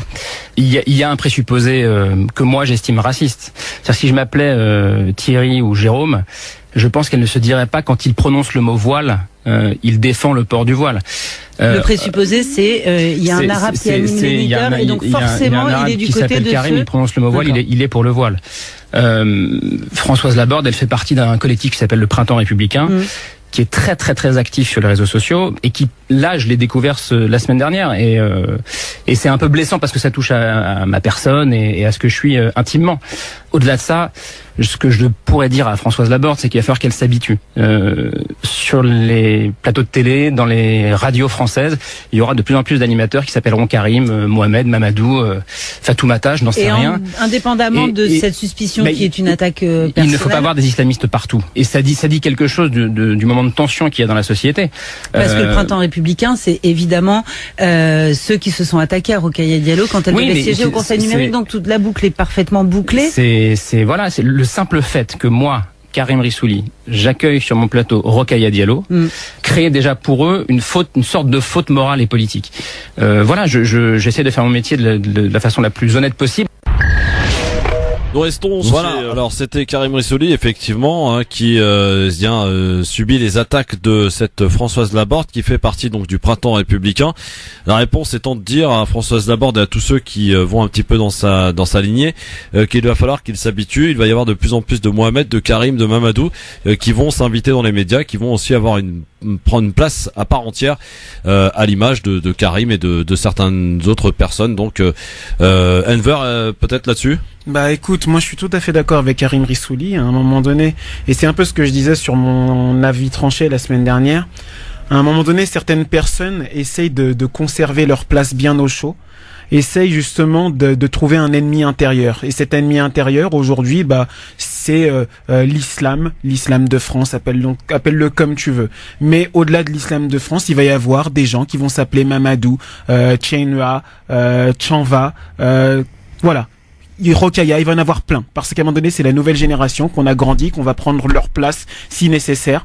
Parce qu'à un moment donné, ils sont toujours en train de parler de grands remplacements. Ça, c'est pas grand remplacement, c'est qu'à un moment donné, la France est telle qu'elle est métissée, elle est diversité. Il y a du Jean-Paul comme il y a du Mamadou, il y a du Aurélie comme il y a du Mariam, et on arrive à le vivre très très bien dans notre génération quand on est un peu plus jeune.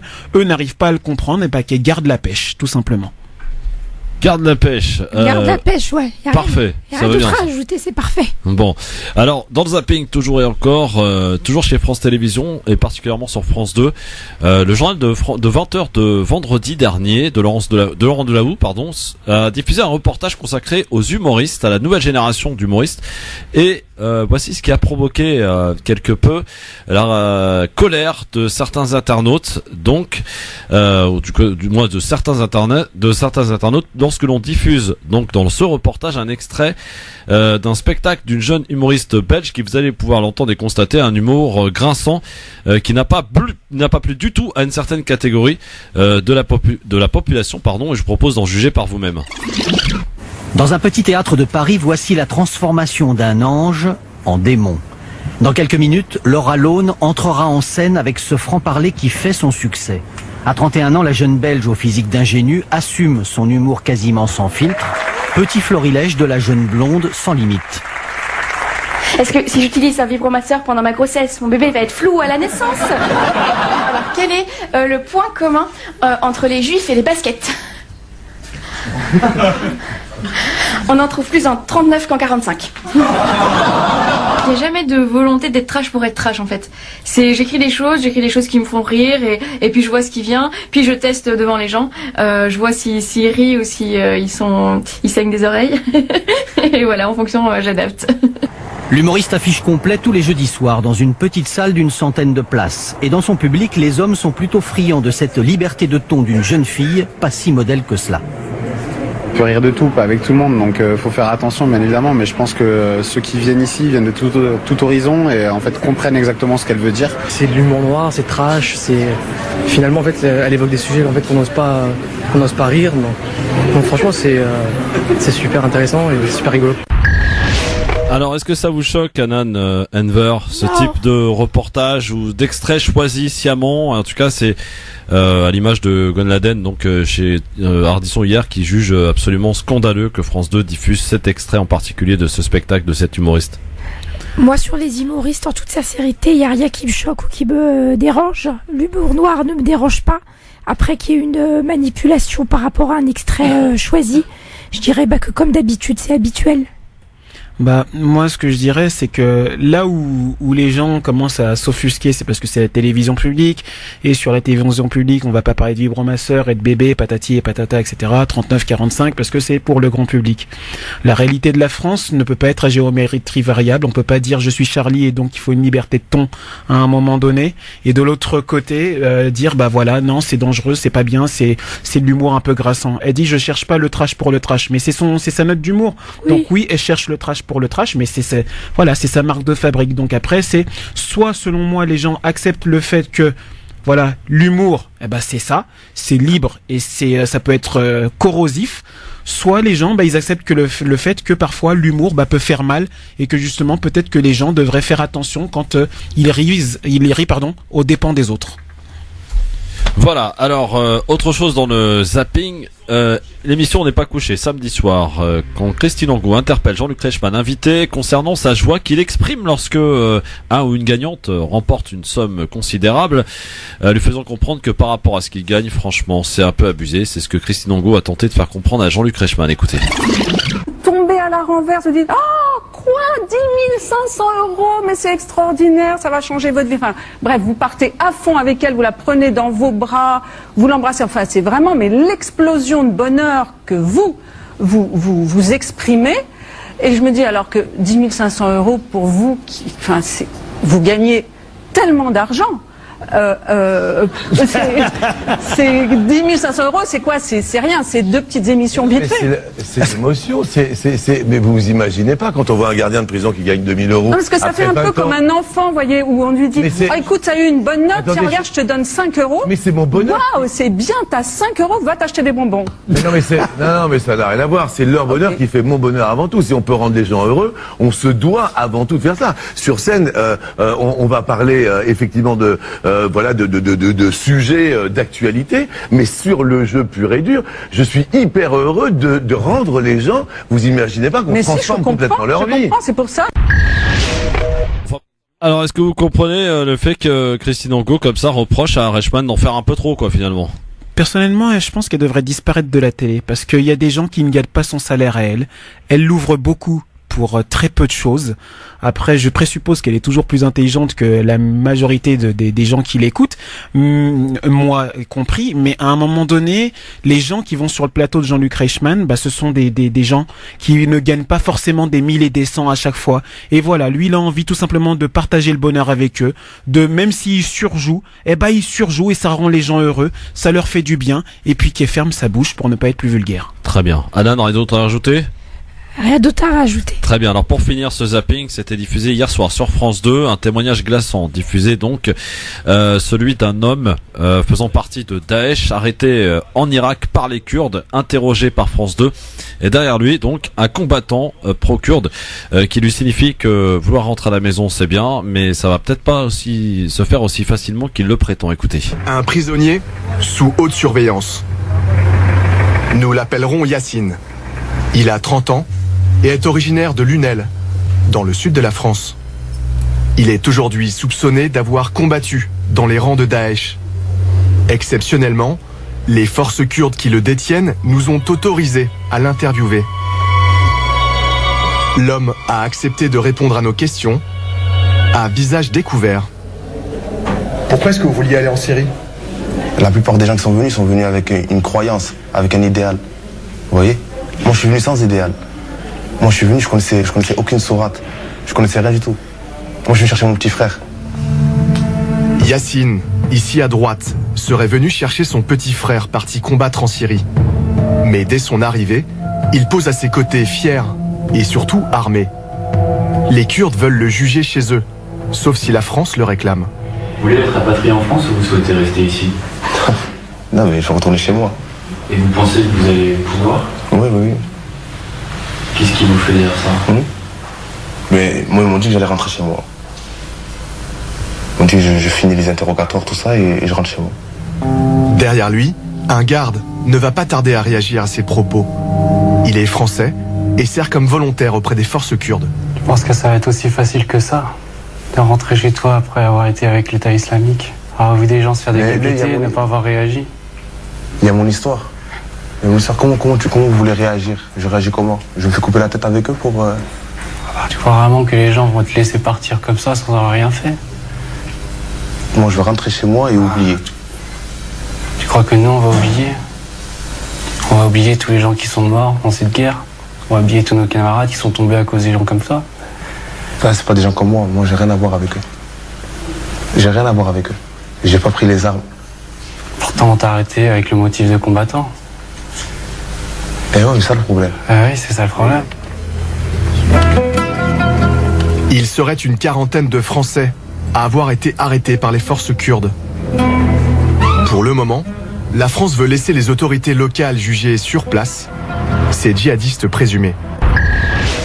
Un témoignage glaçant, hein. Vous avez vu le pro-kurde, donc combattant français, qui a vraiment qui ne laisse transparaître aucun sentiment et glaçant vis-à-vis de cet homme qui espère rentrer chez lui en tout cas. Alors j'ai vu cette vidéo ce matin. J'étais assez étonnée, perplexe par rapport à la tranquillité et au calme de ce, en tout cas supposé combattant. Alors on a l'impression qu'il est totalement déconnecté de sa réalité. On le voit quand même sur des photos avec une arme. Il est totalement déconnecté de sa réalité. Ça m'a assez surprise. Moi, j'ai pas encore vu justement cette vidéo, mais vous pouvez la voir sur le Facebook de la radio, France Maghreb 2. À un moment donné, effectivement, je pense que le combattant pro-kurde qui est juste derrière lui n'est pas sans sentiment, bien au contraire. Il y a une espèce de côté revanchard. Je suis pas en train de défendre le combattant islamique. Je n'étais pas là, je ne sais pas s'il a combattu. Après, il est présumé innocent dans la loi française. S'il est prouvé qu'il a combattu, qu'il soit jugé. S'il n'a pas combattu, je pense que vouloir se trouver un coupable et mettre coupable simplement le gars qui était pour aller chercher son frère, si c'est avéré. Edver, on le voit dans une photo avec une arme à Kalachnikov. Je veux dire, tu ailles chercher ton frère, je suis d'accord, il n'y a pas de souci. Quelle utilité tu as à te prendre en photo, sourire aux lèvres en tout cas, avec un air tout à fait détendu, avec une arme? Quel message tu envoies? Non, mais je ne dis pas le contraire. C'est juste que moi, les années m'ont montré que des photos, au-delà de montage, je suis pas en train de dire que c'est un montage ou autre, la réalité c'est que on ne sait pas exactement ce qu'il se passe voilà, on ne sait pas ce qui s'est passé réellement.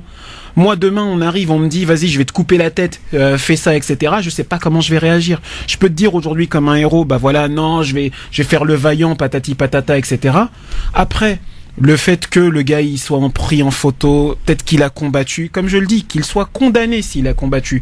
Mais s'il n'a pas combattu, s'il se trouve être tout simplement un gars on lui a retourné le cerveau, mais il a pas pris les armes, je ne sais guère.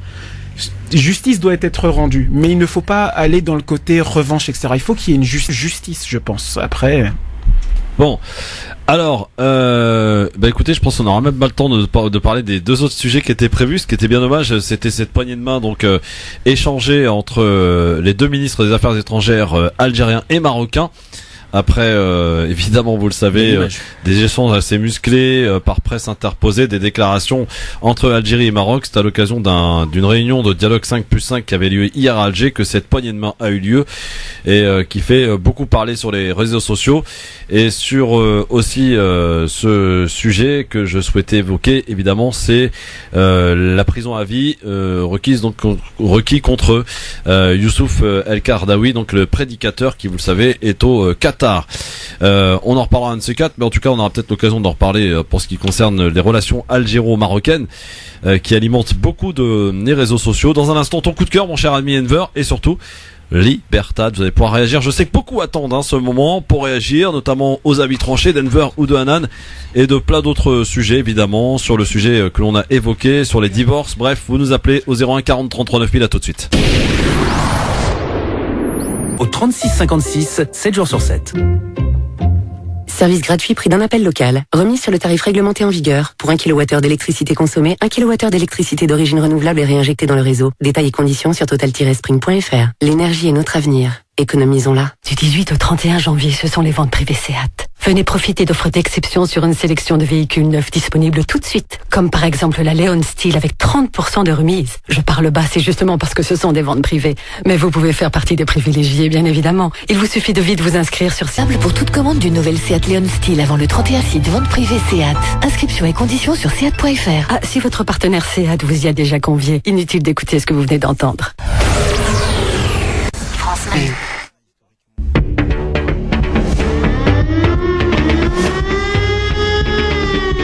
LGF, le grand forum pour les quelques dernières minutes qui nous restent à passer ensemble, mesdames, messieurs, avec le coup de cœur de Enver Dos Santos. France Maghreb 2, le coup de cœur. Donc, ton coup de cœur. Alors, mon coup de cœur, c'est qu'un métier.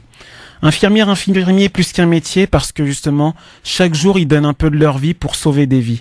Chaque jour, ils participent justement à cette création du bonheur dans la vie des autres sans rien attendre en retour. Certes, un salaire, mais quel salaire? Un salaire de misère, un salaire qui justement n'a rien pour plaire, mais pourtant ils ont choisi de faire ce métier.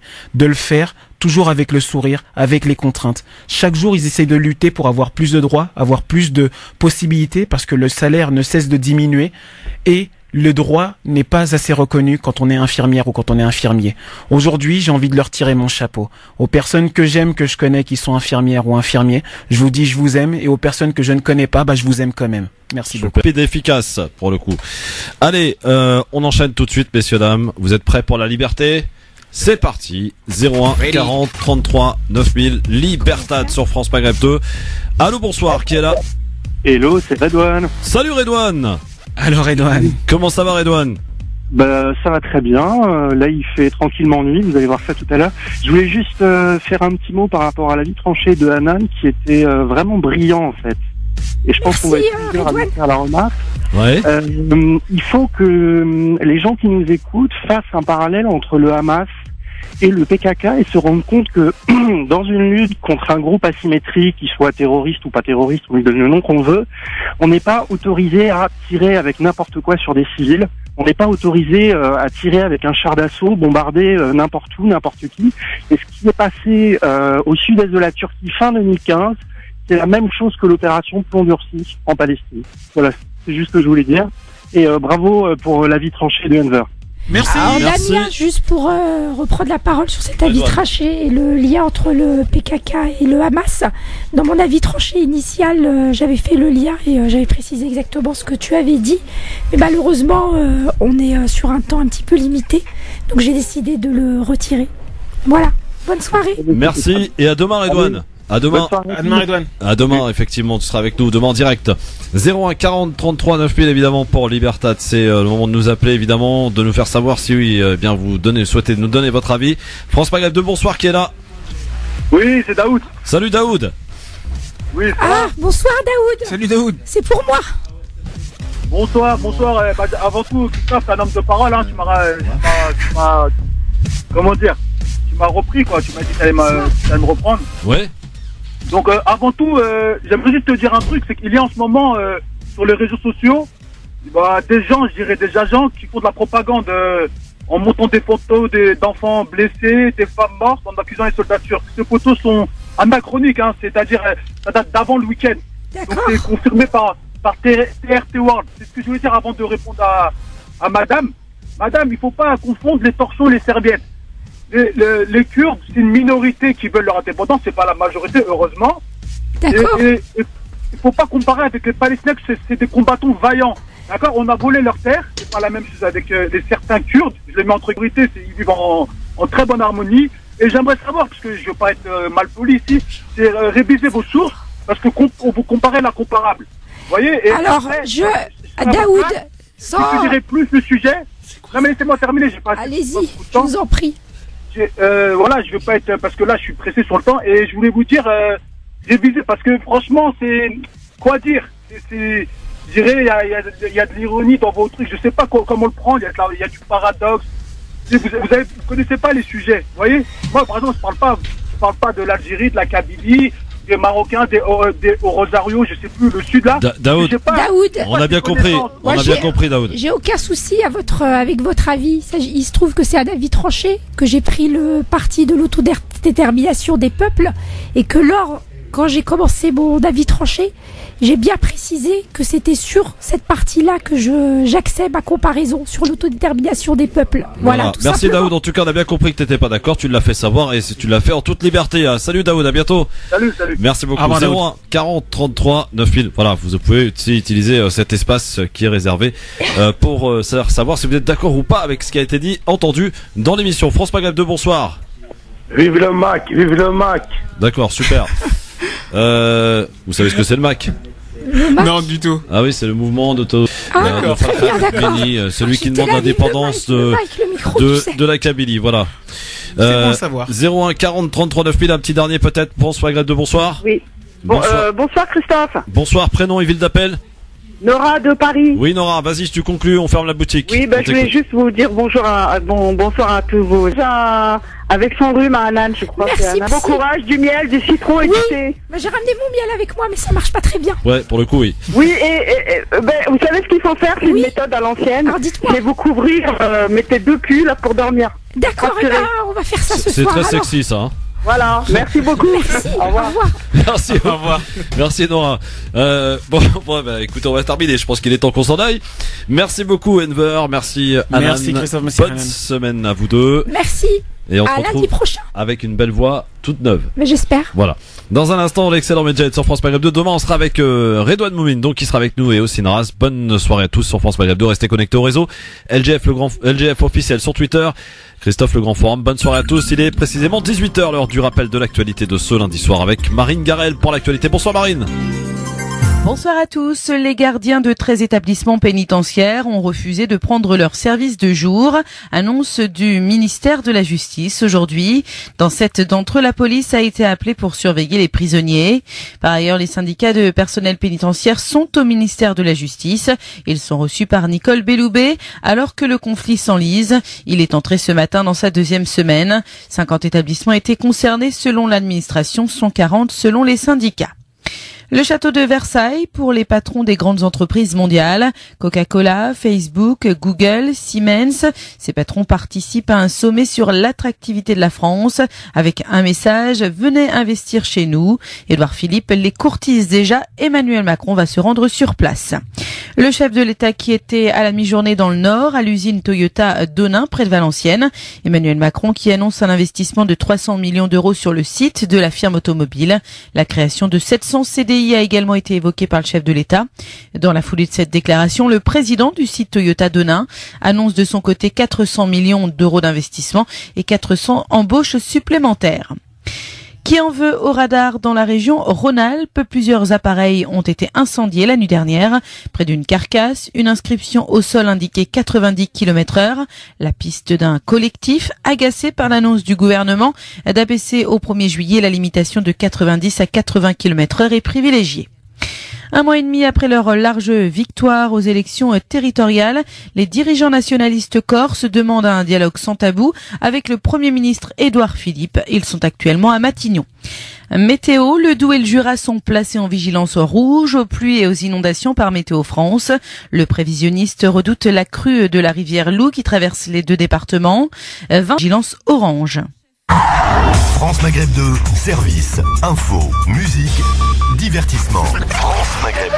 France Maghreb 2, service, info, musique, divertissement. France Maghreb 2. France Maghreb.